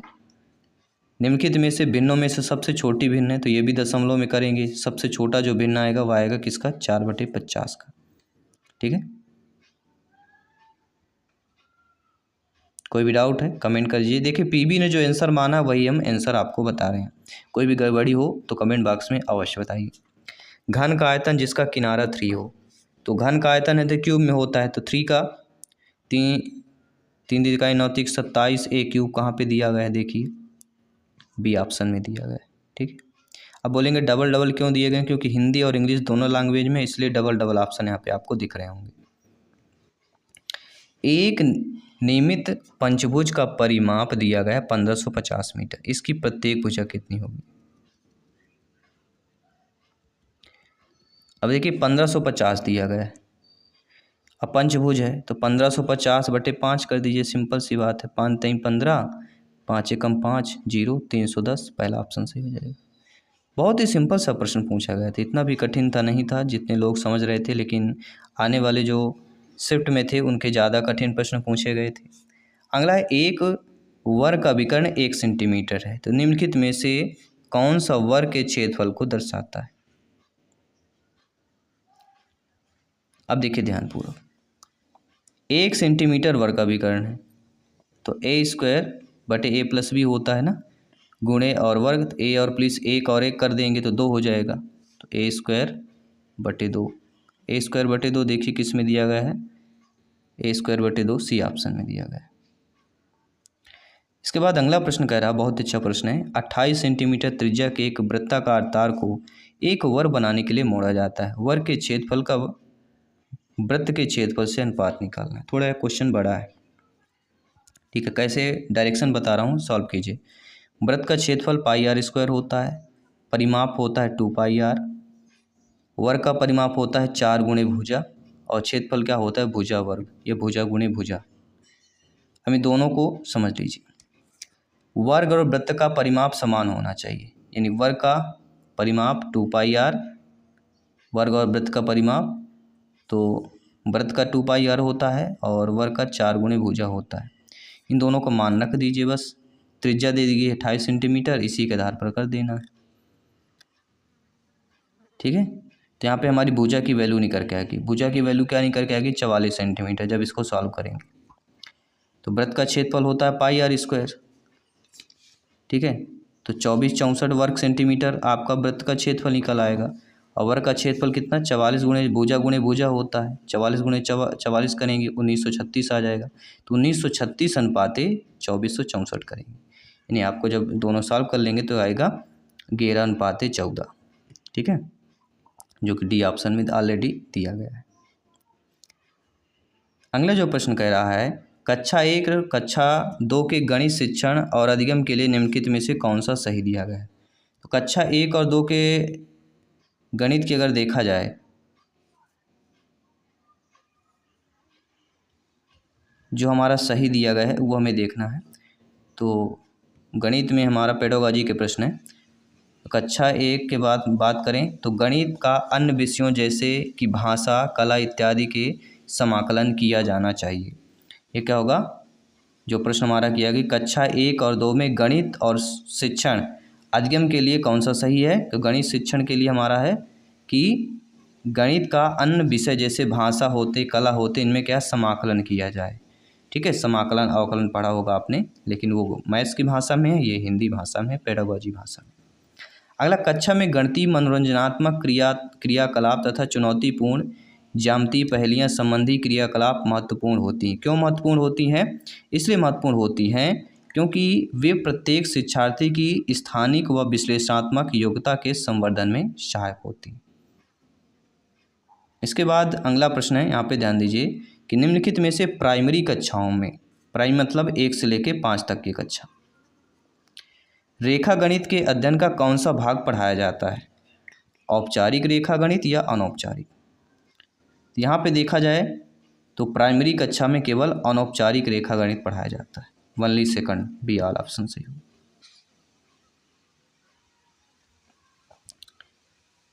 इसके बाद आपका अगला प्रश्न पूछा गया है कि एक शिक्षक गणित कक्षा में समुदाय और भागीदारी की भावना को बढ़ावा देने की कोशिश कर रहा है, तो उसे क्या नहीं करना चाहिए? तो जब आप शिक्षक हैं समझिए और गणित के कक्षा में समुदाय और भागीदारी की भावना को बढ़ावा देना है या इसकी कोशिश करना है, तो क्या आपको नहीं करना है? तो आपको दोस्तों एक चीज़ नहीं करना है। क्या नहीं करना है? सभी लोग बताइए। देखिए, एक दूसरे के विचार के छात्रों को प्रोत्साहित करना पॉजिटिव है। कई स्तरों के साथ जुड़े कार्य प्रदान करना ये भी पॉजिटिव है। लेकिन शुरू करने के लिए प्रश्न को हल करने हेतु रणनीति प्रदान करना ये आपका नहीं होगा, क्योंकि हमारा प्रश्न क्या कह रहा है कि एक शिक्षक गणित कक्षा में समुदाय और भागीदारी की भावना को बढ़ाने की कोशिश कर रहा है। तो समुदाय और भागीदारी को बढ़ाने के लिए, शुरू करने के लिए प्रश्न को हल करने की रणनीति आप नहीं बताएंगे, क्योंकि समुदाय और ग्रुप में जब एक दूसरे से हेल्प करके वो हल करेंगे तो वो एक अलग हो जाएगा। कोशिश इसकी की जा रही है, तो आप जो है हल करने की रणनीति आपको प्रदान नहीं करना है, इसलिए नेगेटिव ऑप्शन में गिना जाएगा। अगला है, गणित पाठ्यक्रम के लिए छात्रों में रुचि, प्रेरणा की कमी, खाली स्थान को छोड़कर नीचे दिए गए कारणों के एक परिणाम क्या होगा? तो वह परिणाम आपका क्या हो जाएगा? सभी लोग बताइएगा। देखिए, गहराई से समझ भी होगा और प्रक्रियाओं की प्राथमिकता और सूत्रों का स्मरण, जो बी ऑप्शन दिया गया है, first and second and third वाला कि सेकंड वाला होगा। सभी लोग बताइए। इनमें देखिए डबल ऑप्शन दे दिया जाता है तो कन्फ्यूजन ज़्यादा होता है। ठीक है, तो गणित पाठ्यक्रम के लिए छात्रों में रुचि और प्रेरणा की कमी को छोड़कर नीचे दिए गए कारणों का परिणाम हमारा क्या होगा? गहराई से समझ वाला, केवल सेकंड ऑप्शन होगा। ठीक है, तो कन्फ्यूज बिल्कुल नहीं होना, पेडागोजी है, ध्यानपूर्वक समझिएगा। कोई भी डाउट हो कमेंट अवश्य कर दीजिएगा। उपचारात्मक शिक्षण के संबंध में कौन सा कथन सही नहीं है? देखिए, यह विशेष शिक्षा के समान है, ये गलत है। प्रत्येक छात्र पर ध्यान देना बिल्कुल सही है, केवल विशेष ज़रूरतमंदों छात्रों के लिए ही नहीं है, सभी छात्रों के लिए है। उन छात्रों के लिए है जो अपने साथियों की तुलना से पिछड़े करते हैं, बिल्कुल सही बात है। तो पहला कथन छोड़कर बाकी सारे सही दिए गए। अगला हमारा पेडागोजी का प्रश्न कह रहा है कि शिक्षक द्वारा व्यवहार घटना के तथ्यात्मक विवरण को रिकॉर्ड करने, विद्यार्थियों को वास्तविक रूप से समझने में मदद करने के लिए उपयोग किए जाने वाला एक खुला उपकरण, इनमें से संदर्भित कौन कर रहा है? तो वह दोस्तों कहलाएगा, दिए गए विकल्पों में से ऐसा कोई विकल्प नहीं है जो संदर्भित कर रहा हो, क्योंकि शिक्षक के व्यवहार घटना के तथ्यात्मक विवरण रिकॉर्ड करने और विद्यार्थियों की वास्तविक रूप से समझने में मदद करना, ना ही रेटिंग स्किल, ना ही अवलोकन, ना ही चेकलिस्ट। ठीक है, तो इनमें से कोई नहीं ऑप्शन होगा। और अंतिम पेडागोजी का प्रश्न है मैथ्स का कि असाधारण बच्चों के लिए उपचार के विवरण जो भी हो, हमारा मुख्य कार्य है किसी विशेष बच्चे को बनने में सहायता करना होना चाहिए। क्या बनने में सहायता करना होना चाहिए? तो अपने पर्यावरण के लिए पर्याप्त रूप से समायोजित करने के लिए। डी वाला ऑप्शन जो दिया गया है वह सही हो जाएगा। ठीक है, इसके बाद आप ईवीएस पर्यावरण के प्रश्न करेंगे, ध्यानपूर्वक समझिएगा। ईवीएस पर्यावरण में प्रश्न पूछा गया कि निम्नलिखित ईवीएस के व्यापक विषयों के अंतर्गत नहीं आता। देखिए, ईवीएस में परिवार, रिश्तेदार आते हैं, आश्रय आता है, चीज़ें हम जो बनाते हैं वो आता है, लेकिन पौधे आपके जो व्यापक विषय है उसके अकॉर्डिंग देखा जाए तो प्लांट्स, पौधे पीवी ने माना है। इसके बाद अगला जो प्रश्न है कि पर्यावरण अध्ययन को परिभाषित किया जा सकता है। तो पर्यावरण अध्ययन को एक बहुविषयक शैक्षिक क्षेत्र में जो पर्यावरण के साथ मनुष्य के साथ संबंध का व्यवस्थित रूप से अध्ययन करता है, यह परिभाषित किया जा सकता है। इसके बाद प्रश्न दिया गया है कि एक गैर जलवायु कारक क्या है। तो एक गैर जलवायु कारक हमारी कहलाती है भूमि, क्या कहलाती है? भूमि अवक्रमण।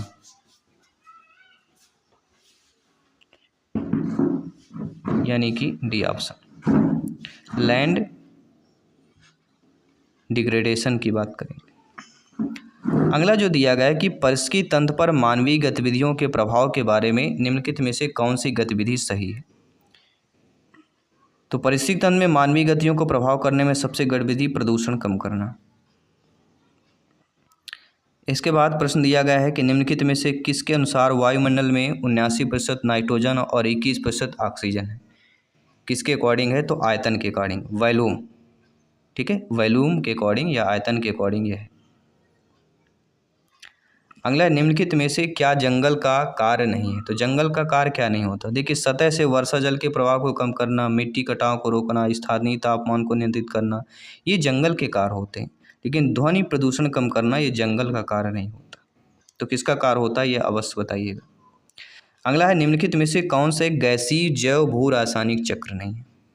तो जल चक्र, कार्बनिक चक्र है, ऑक्सीजन चक्र है, लेकिन फास्फोरस चक्र आपका यह है जैव, एक गैसीय जैव भू रासायनिक चक्र आपका नहीं है। तो क्या हो जाएगा according to questions? Phosphorus cycle, phosphorus चक्र। अगला है कि चांगपा पहाड़ों पर रहने वाले एक जनजाति शंखु के आकार और तंबू में रहती हैं, जिसे याक के बाले बुना जाता है, एक साथ सिला जाता है और डंडों से बांधा जाता है, टेंट लगाया जाता है। इनके जो तंबू होते हैं उनको क्या कहा जाता है? इनके तंबू को रेबो कहा जाता है। क्या कहा जाता है? चांगपा के रेबो। ठीक है, इनके तंबू का नाम पूछा गया। अगला है, चांगपा अपनी भेड़ बकरी को अपने डेरे के पास रखते हैं, वह स्थान कहलाता है क्या? लेक। चांगपा अपने भेड़ बकरी जो डेरे में रखते हैं वह स्थान को लेक कहा जाता है। इसके बाद प्रश्न पूछा गया कि श्रीनगर में कई परिवार एक नाव में रहते हैं जो अंदर से अलग अलग कमरों वाले घर की तरह है, जो मुख्य रूप से डल झील और झेलम नदी में देखा गया है, वह कहलाती घाटी।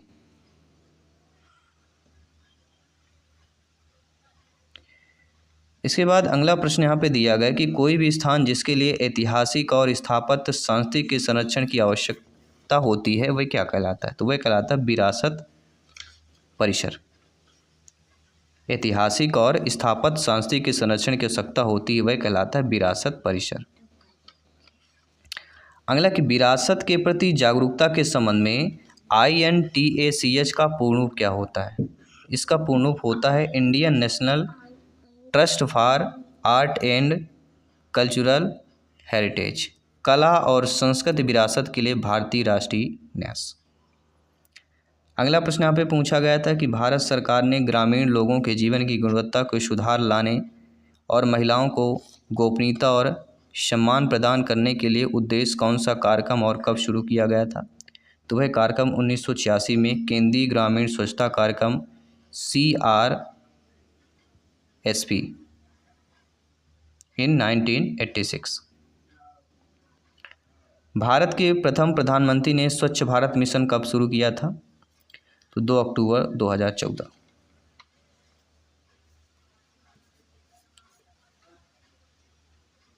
इसके बाद अगला प्रश्न है, भारत सरकार द्वारा इनकोस्पार की स्थापना किस वर्ष की गई। तो इनकोस्पार की स्थापना की गई थी 1962 में।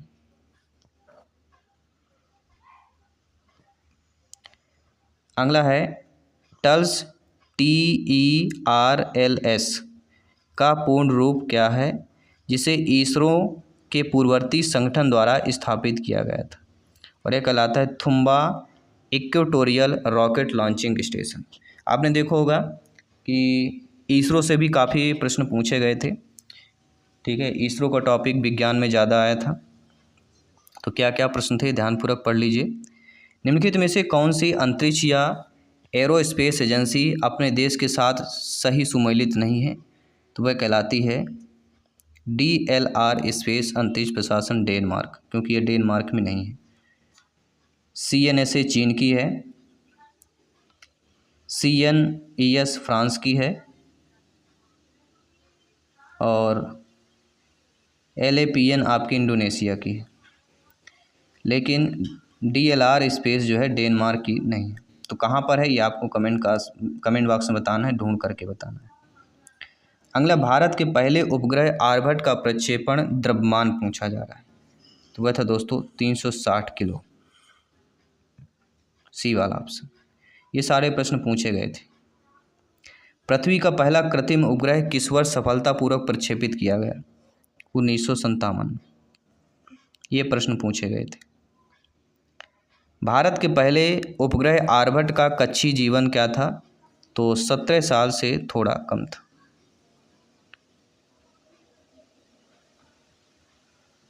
अगला प्रश्न है, SLV-3 या SLV-3 सैटेलाइट लॉन्च व्हीकल 3 को किस वर्ष सफलतापूर्वक प्रक्षेपित किया गया? तो 1980 में किया गया था।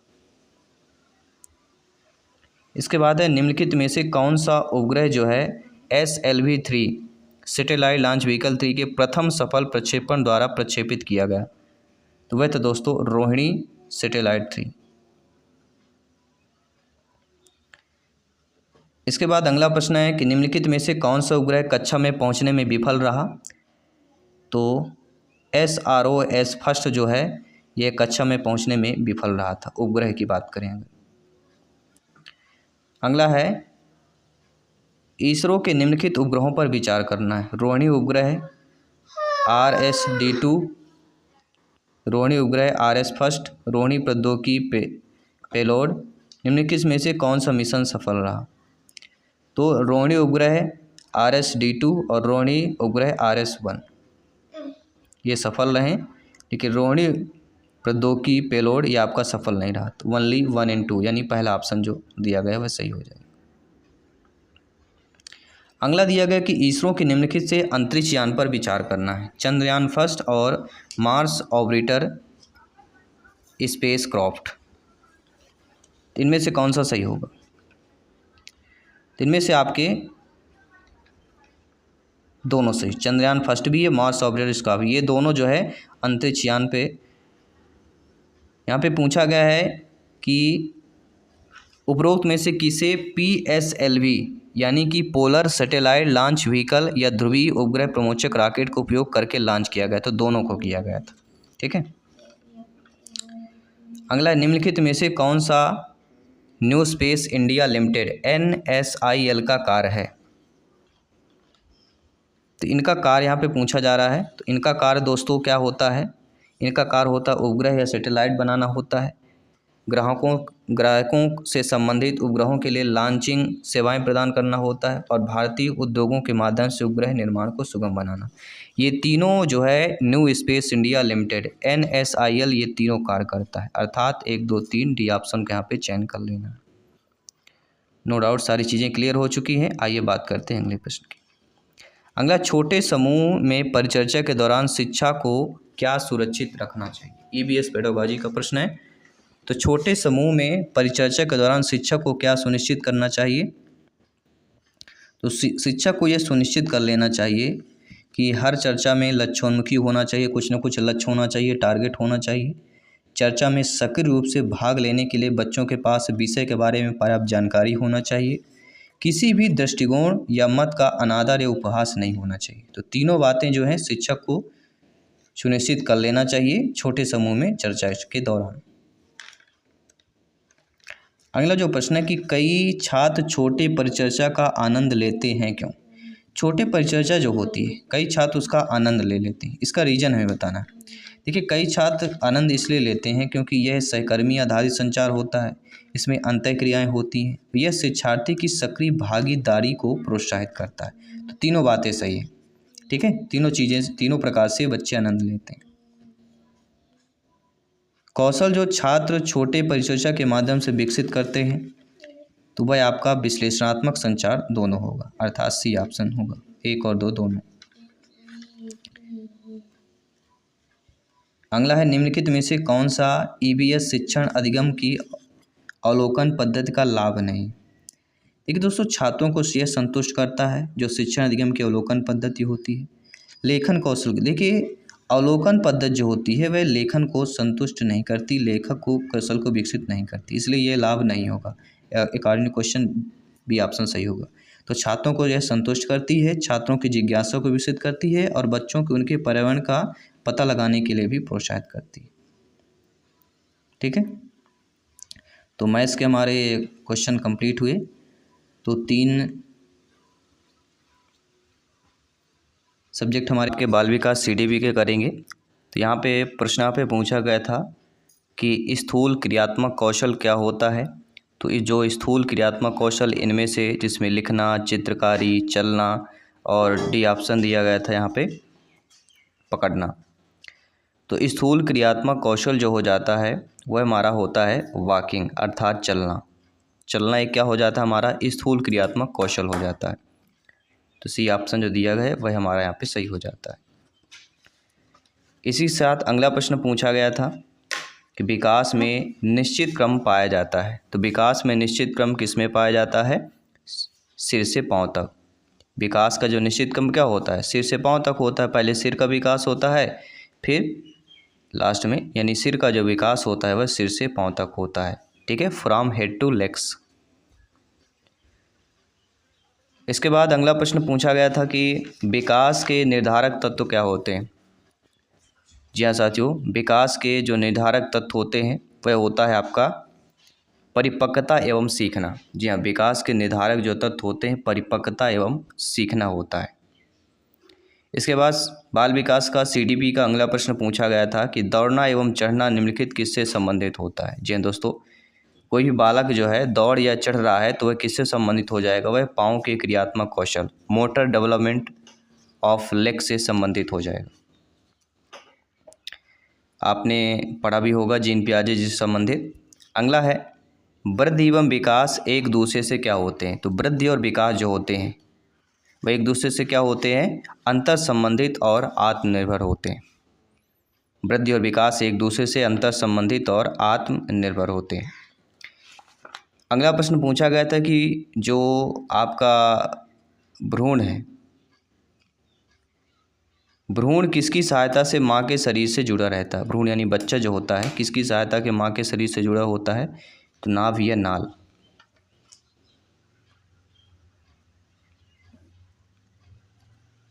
नाभ या नाल या प्लेसेंटा या अपरा से जुड़ा होता है।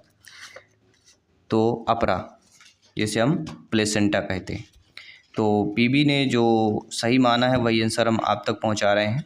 अगला प्रश्न देखिएगा कि मस्तिष्क का 75% जो है किसका विकास जो है किस आयु में हो जाता है। तो मस्तिष्क का 75% जो है विकास, अगर बच्चा 5 वर्ष का है तो 5 वर्ष तक बच्चे का विकास मस्तिष्क का जो है कितने प्रतिशत हो जाता है? तो 75% हो जाता है। दोनों प्रकार से प्रश्न पूछा जा सकता है कि मस्तिष्क का 75% किस आयु में विकास होता है? तो 5 वर्ष तक के बच्चों में हो जाता है, या 5 वर्ष तक के बच्चों में मस्तिष्क का विकास कितने प्रतिशत हो जाता है? तो 75% हो जाता है। दोनों प्रकार से प्रश्न पूछा जा सकता है।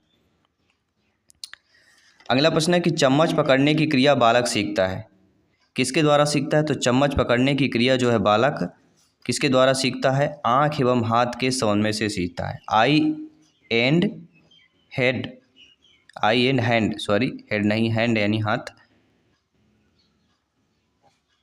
की बात करेंगे। तो first option is the right answer. कोई भी डाउट है किसी भी प्रश्न पर बेफिक्र पूछ सकते हैं। टेलीग्राम से जुड़िए, PDF फाइल नोट्स फ्री में प्राप्त कीजिए।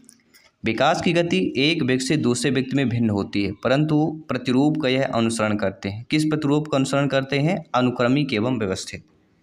विकास की गति एक व्यक्ति से दूसरे व्यक्ति में भिन्न होती है, अलग अलग विकास की गति होती है। तो ये जो प्रतिरूप का जो अनुसरण करते हैं तो यह अनुक्रमिक और व्यवस्थित अनुरूप का जो है अनुसरण करते हैं। अगला प्रश्न है सीखने के लिए किसने स्वतंत्रता एवं निरंतरता को आवश्यक है। तो सीखने के लिए किसने स्वतंत्रता एवं निरंतरता को आवश्यक समझा है? तो वह दोस्तों फ्रॉबेल। जी हाँ, सीखने के लिए स्वतंत्रता एवं निरंतरता को आवश्यक फ्रॉबेल ने माना है। अगला यहाँ पे प्रश्न पूछा कि भाषा अर्जन का सिद्धांत किसने दिया। तो भाषा अर्जन का सिद्धांत चॉम्स्की ने दिया। First option is the right answer. ठीक है, चॉम्स्की की बात करेंगे। अगला प्रश्न है साथियों कि बबलाना किस आयु में प्रारंभ होता है। जब बच्चे बबलाने लगते हैं तो किस आयु में बच्चे बबलाने लगते हैं। तो कोई भी बच्चा अगर 2 महीने का है, 2 माह है, 2 माह का बच्चा जो है बबलाना शुरू कर देता है, अर्थात 2 months. First option is the right answer. अगला है बबलाने की क्रिया में प्रथम कौन सा होता है। तो बबलाने की प्रथम क्रिया में जो होता है वह स्वर आता है। कोई बच्चा अगर बबलाएगा तो वह स्वर के माध्यम से ही बबलाएगा। आ ई उ ए, ठीक है, ये हमारे स्वर होते हैं, आ से लेके आह तक। अगला, एक विद्यार्थी अधिगम पर उसकी आर्थिक स्थिति का किस प्रकार प्रभाव पड़ता है।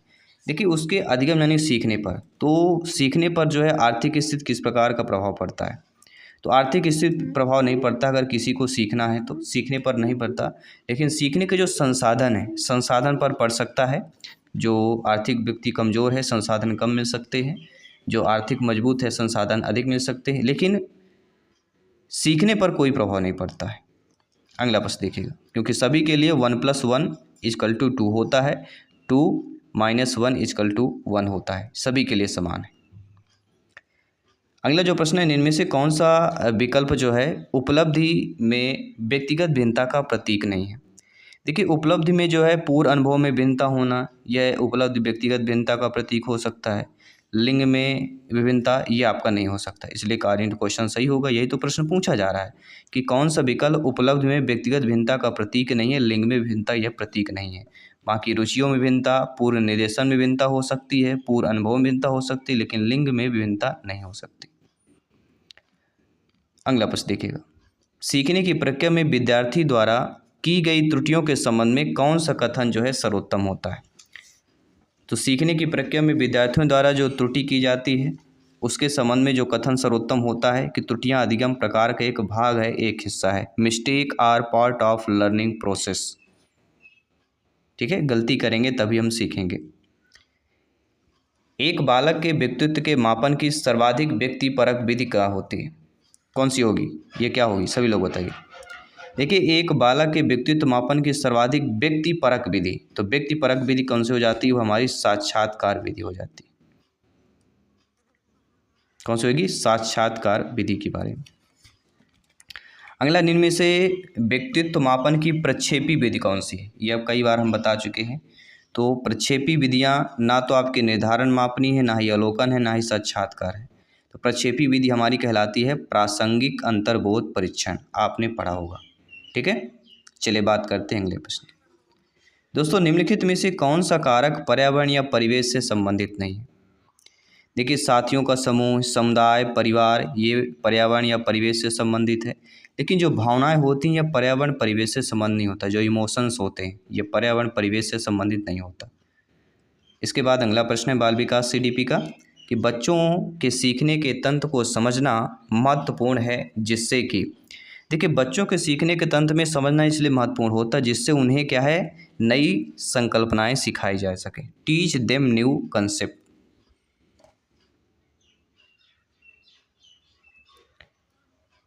अगला जो प्रश्न दिया गया साथियों, बहुत इंपॉर्टेंट प्रश्न है, ध्यान दीजिएगा, कि यह किसके माध्यम से कि मनुष्य की क्षमता और उनके वातावरण में कार्य करने की क्षमता में वृद्धि होती है। तो यह जो है लर्निंग अर्थात सीख रहा हूँ के माध्यम से मनुष्य की क्षमता और उनके वातावरण के कार्य करने की क्षमता में वृद्धि होती है। अगला प्रश्न देखिएगा, कि शिक्षकों के लिए यह जानना महत्वपूर्ण है कि बच्चे कैसे सोचते हैं, सीखते हैं। सही कोड चुनना है। नीचे 4 ऑप्शन दे रहेंगे। देखिए, शिक्षकों के लिए जानना महत्वपूर्ण यह होता है सोचते हैं और कैसे सीखते हैं, दोनों चीज़ें शिक्षक को जानना महत्वपूर्ण होता है कि बच्चे कैसे सोचते हैं और कैसे सीखते हैं। तो दोनों अर्थात सी ऑप्शन में दिया गया है, फर्स्ट और सेकंड दोनों, तो सी ऑप्शन को चयन कर लेंगे। तो CDP भी नॉर्मल पूछी गई थी, इतना कठिन नहीं पूछा गया था। फर्स्ट शिफ्ट में की बात करेंगे। अधिगम को आंशिक रूप से एक संज्ञानात्मक प्रक्रिया और आंशिक रूप से एक माना जाता है। तो अधिगम जो होता है जिससे हम सीखते हैं, आंशिक रूप से एक संज्ञानात्मक प्रक्रिया होती है। तो आंशिक रूप से एक क्या, संज्ञानात्मक के अलावा क्या क्या माना जा सकता है, ठीक है, ये हमें बताना है, ठीक है। तो संज्ञानात्मक के अलावा क्या क्या माना जा सकता है, वह माना जा सकता है सामाजिक और स्नेही, क्या माना सकता है, सामाजिक और स्नेही माना जा सकता है। अगला जो प्रश्न है बहुत इंपॉर्टेंट है, ध्यान दीजिएगा। सीखना एक संज्ञानात्मक प्रक्रिया के रूप में योग्य है क्योंकि इसमें निम्नलिखित शामिल होता है।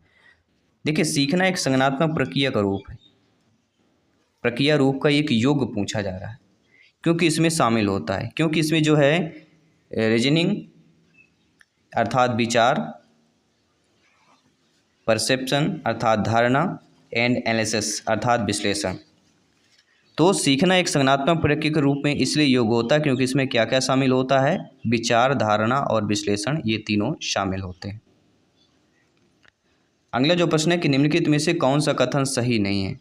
अध्यापन और अधिगम के अलग अलग अर्थ होते हैं, बिल्कुल सही बात है। अध्यापन और अधिगम एक दूसरे से संबंधित है, ये भी सही बात है। अध्यापन अधिगम का कोई अलग अर्थ नहीं होता, यह गलत है,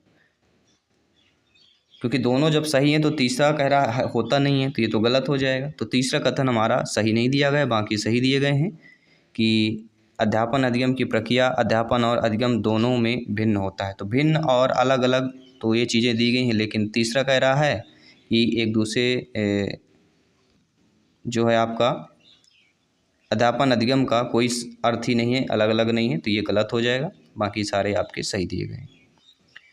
अध्यापन अर्थात टीचिंग का संबंध किससे होता है। तो अध्यापन अर्थात टीचिंग का संबंध होता है अध्ययन अर्थात रीडिंग से।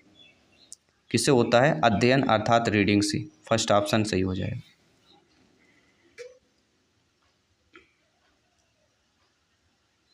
अध्यापन टीचिंग का संबंध किससे नहीं होता है, सॉरी यहाँ पे निगेटिव पूछा गया है इसलिए हम थोड़ा हो गए थे। किससे नहीं होता है, देखिए अध्ययन से होता है, अध्ययन के साथ साथ लिखने से भी होता है और अंकगणित से होता है।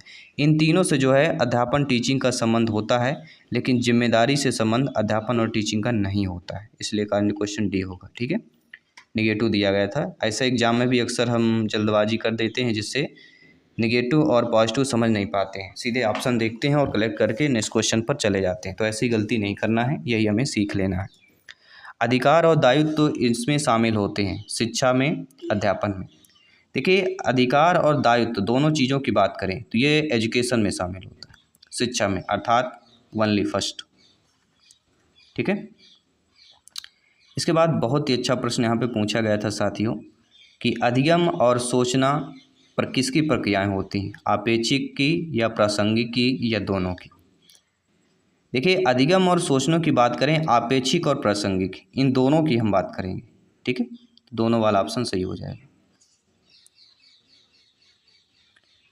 अगला जो प्रश्न दिया गया है कि निम्नलिखित में से कौन से सीखने की प्रक्रिया में सक्रिय भागीदारी होता है, शिक्षक या विद्यार्थी।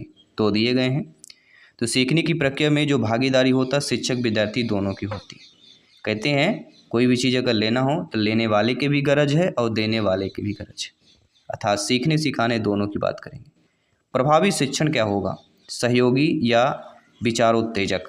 देखिए प्रभावी जो शिक्षण होगा, शिक्षणकार होगा, आप सभी लोग भावी अध्यापक अध्यापिकाएं हैं, शिक्षक बंधु हैं, जसपाल सर आप सभी का अभिनंदन स्वागत कर रहे हैं। तो ये बताइए कि प्रभावी शिक्षण क्या होगा, सहयोगी होगा या विचारोत्तेजक होगा। विचार में उत्तेजक होना चाहिए, तो दोनों चीज़ें हैं। अगर प्रभावी शिक्षण है तो ये सहयोगी भी होना चाहिए, विचार उत्तेजक भी होना चाहिए। तो सी ऑप्शन को चयन करेंगे, फर्स्ट सेकंड दोनों जो सही दिया गया है। ठीक है, तो सीडीपी को हमने कंप्लीट किया।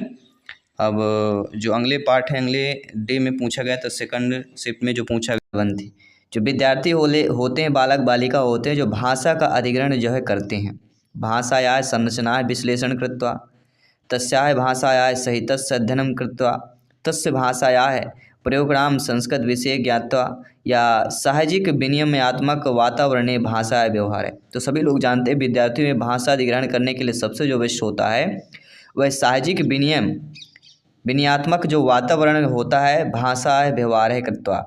साहजिक रूप से विनिमयात्मक वातावरण, भाषा का व्यवहार जो है करना और क्रिएट करना, ये आपके हमारे विद्यार्थियों के भाषा अधिग्रहण के लिए सर्वाधिक हो जाएगा। तो डी ऑप्शन इधर राइट आंसर हो जाएगा, क्योंकि सभी लोग जानते हैं विद्यार्थी जो होते हैं भाषा का अधिग्रहण सहज और भाषा का आदान प्रदान करके ऐसे वातावरण में व्यवहार करके सीखते हैं, इसलिए साहजिक विनिमयात्मक वातावरण इज द राइट आंसर हो जाएगा।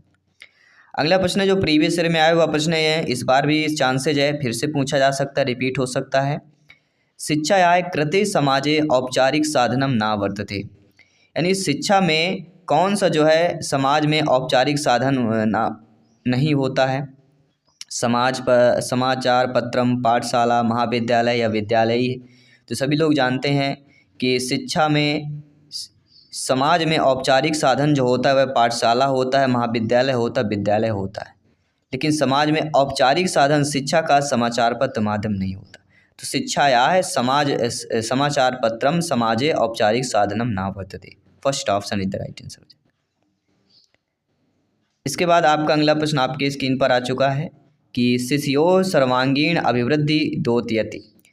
शिशुओं यानी बालक बालिकों में सर्वांगीण अभिवृद्धि करने के लिए सबसे बेस्ट क्या होगा? दैनिक मानसिक भावनात्मक समानाम समारेशेन अभिवृद्धम, अजान बहु जंगनाम कर्तुम विशेषण शिक्षणम, शिशुओं स्वाभाविक वृद्धि स्तरणाम अनुसरणम, यस्मिन् कस्मिन्नपि कार्थ परिसरे कार्यम कर्तुम छानेभ्यः औद्योगिक शिक्षण प्रदानम। अर्थात साथियों, शिक्षकों में बालक बालिकों में सर्वांगीण अभिवृद्धि के लिए सबसे जो द्योतक होता है कि दैनिक मानसिक भावनात्मक समानाम समरसेन अभिवृद्धम। अर्थात साथियों, शिशु के सर्वांगीण विकास के अभिवृद्धि में जो द्योतित करती हैं कि छात्र का शारीरिक विकास, मानसिक और भावात्मक विकास। इसमें दिया गया ना दैनिक, मानसिक और भावात्मक, इन तीनों की अगर बात करते हैं, ये तीनों में अगर आपका बच्चा समर्थ है तो कहीं ना कहीं वह सामरिक परिस्थितियों के सामना करने में समर्थ हो जाता है। यानी कह सकते हैं सर्वांगीण विकास में इन सभी की क्या होती है? वृद्धि होती है। अगला जो प्रश्न है कि भाषा अधिगमने बहुभाषिकत्वं भवति। भाषा अधिगम में बहुभाषिक कौन होता है? परम स्वयं बाधाह्य भारह्य पद्धति। तो भाषा अधिगम में जो बहुभाषिक तत्व होता है वह क्या होता है? तो बहुभाषिक क्या होती है सभी लोग बताइएगा। अगर कोई चीज़ हम भाषा सीख रहे हैं जो अगर बहुभाषिक होता है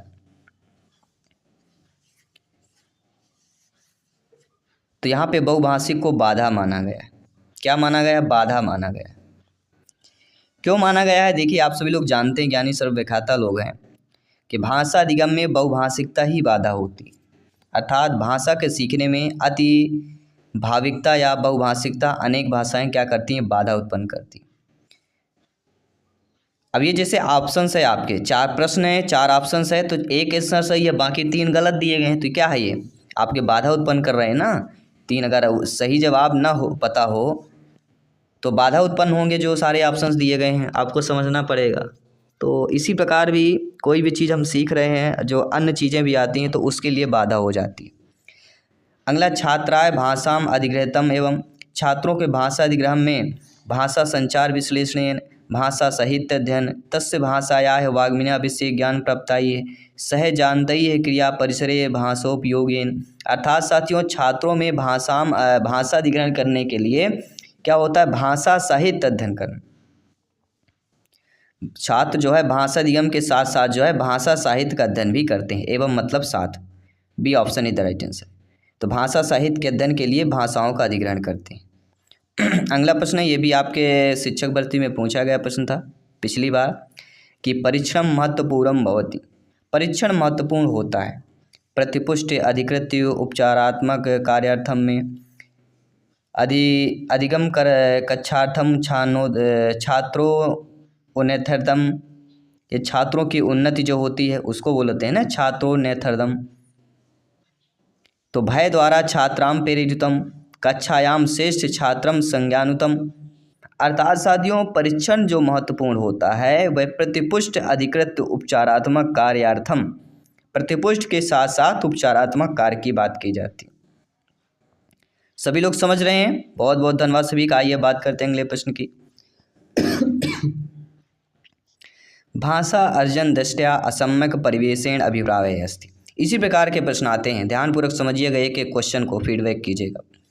तो इसमें से ध्यान दीजिए कि भाषा अर्जन की दृष्टि से असम्यक परिवेश से अभिप्राय से क्या होता है? लक्ष्य भाषा प्रयोग न क्रियते, यदा कदा अनुवादस्य अपि सहायं स्वीक्रियते, कक्षायां सत्राः अपि सक्रियाः भवन्ति, लक्ष्य भाषा पाठन समय मातृभाषायाः प्रयोगे यदा कदा क्रियते।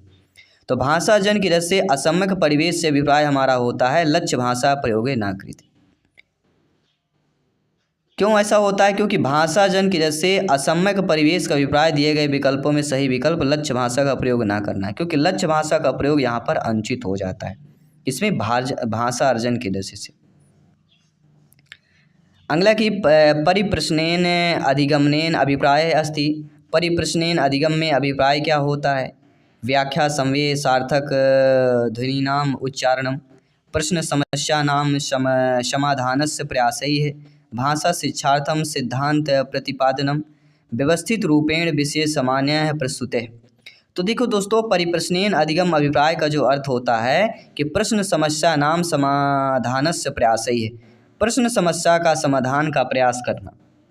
B option is the right answer.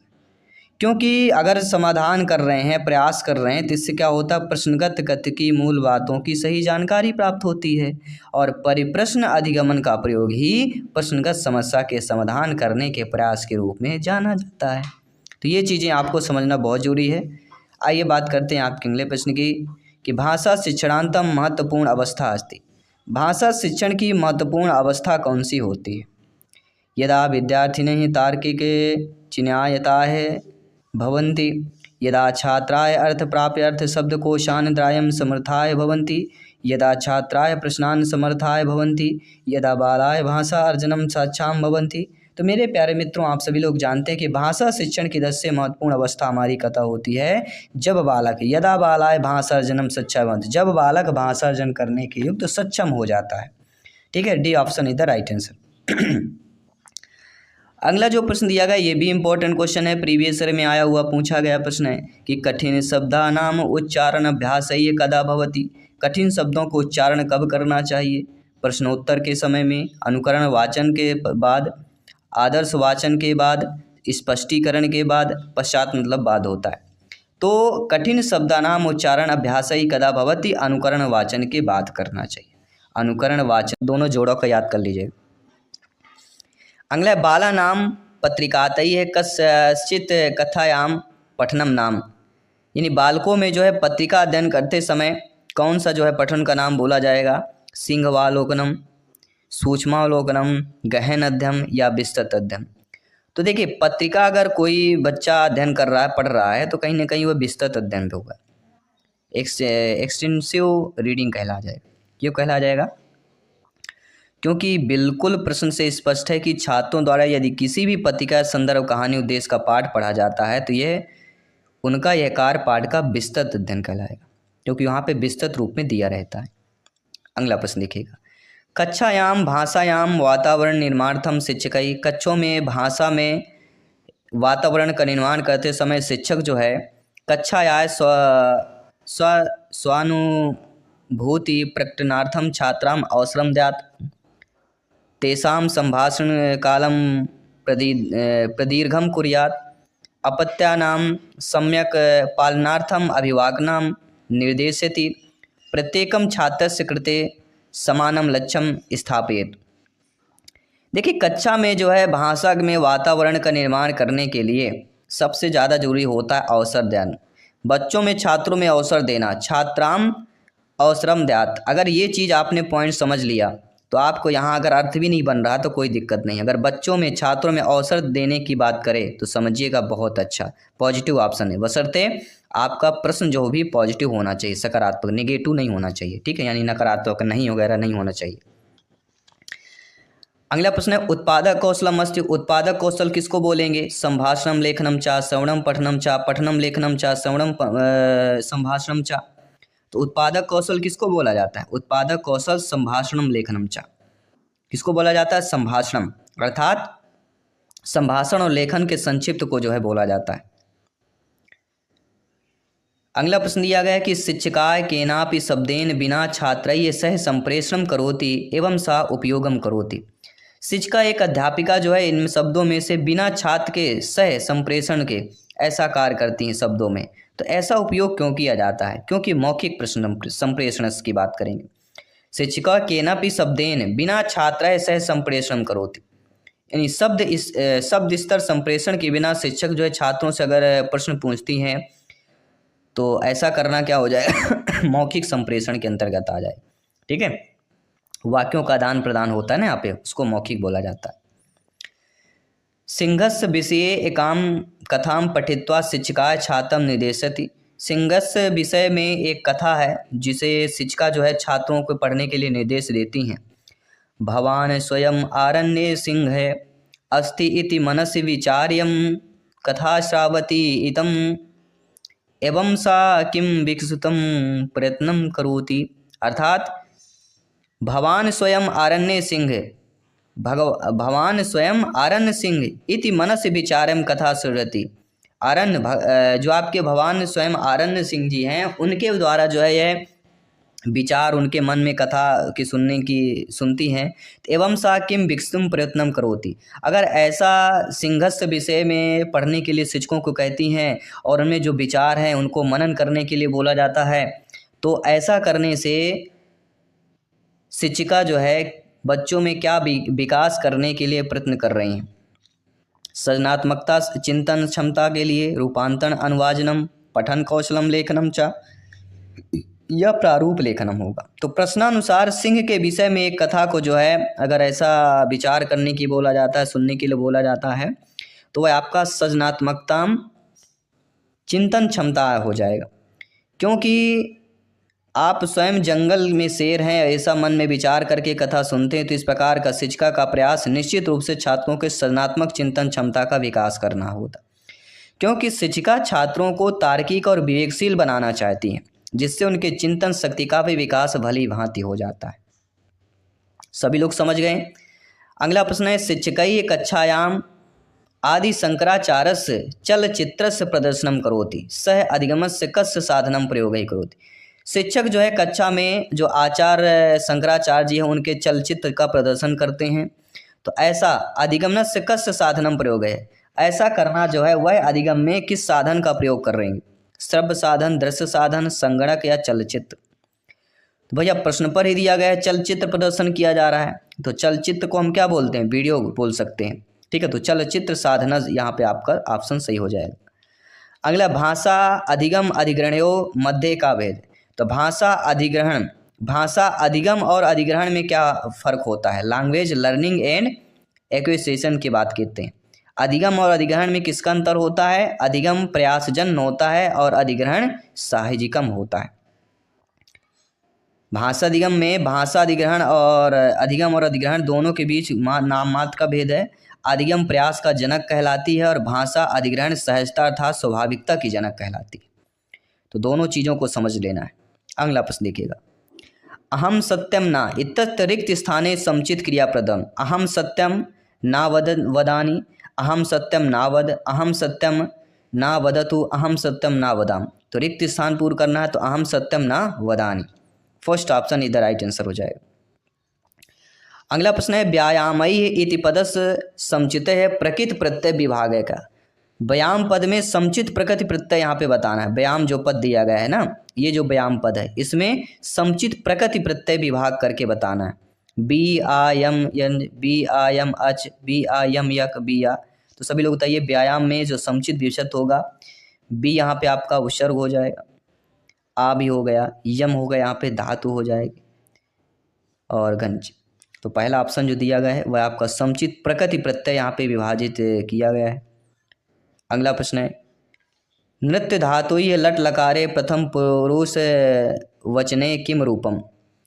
अब यहाँ पे नृत्य धातु दी गई है, इसमें से लट लकार लगाना है और प्रथम पुरुष का एक वचन रूप का लिखना है, तो वह होगा नृत्यति। नृत्य धातु में लट लकार का प्रथम पुरुष का एक वचन का रूप लिखना है, तो वह होगा नृत्यति, बी ऑप्शन हो जाएगा। तो लट लकार एक वचन इस प्रकार से पूरा पूछा जाएगा, ठीक है, तो ध्यानपूर्वक समझना है। अगला है, कंटकावृत्तम संधि विच्छेदम कुरुत। अब ये देखिए कंटकावृत्तम दिया गया है, इसका संधि विच्छेद आएगा, क्योंकि ये अपठित गद्यांश पद्यांश से संधि समास ग्रामर पोर्शन पूछा जाएगा। तो कंटकावृत्तम में संधि विच्छेद जो हो जाएगा वह हमारा क्या होता है, कंटक और आवृत्तम, यानी आ मिलके बड़ा में परिवर्तित हो जाता है। तो कौन सी संधि होती है, सभी लोग बताइएगा। थर्ड ऑप्शन इधर राइट आंसर यहाँ पे हो जाएगा।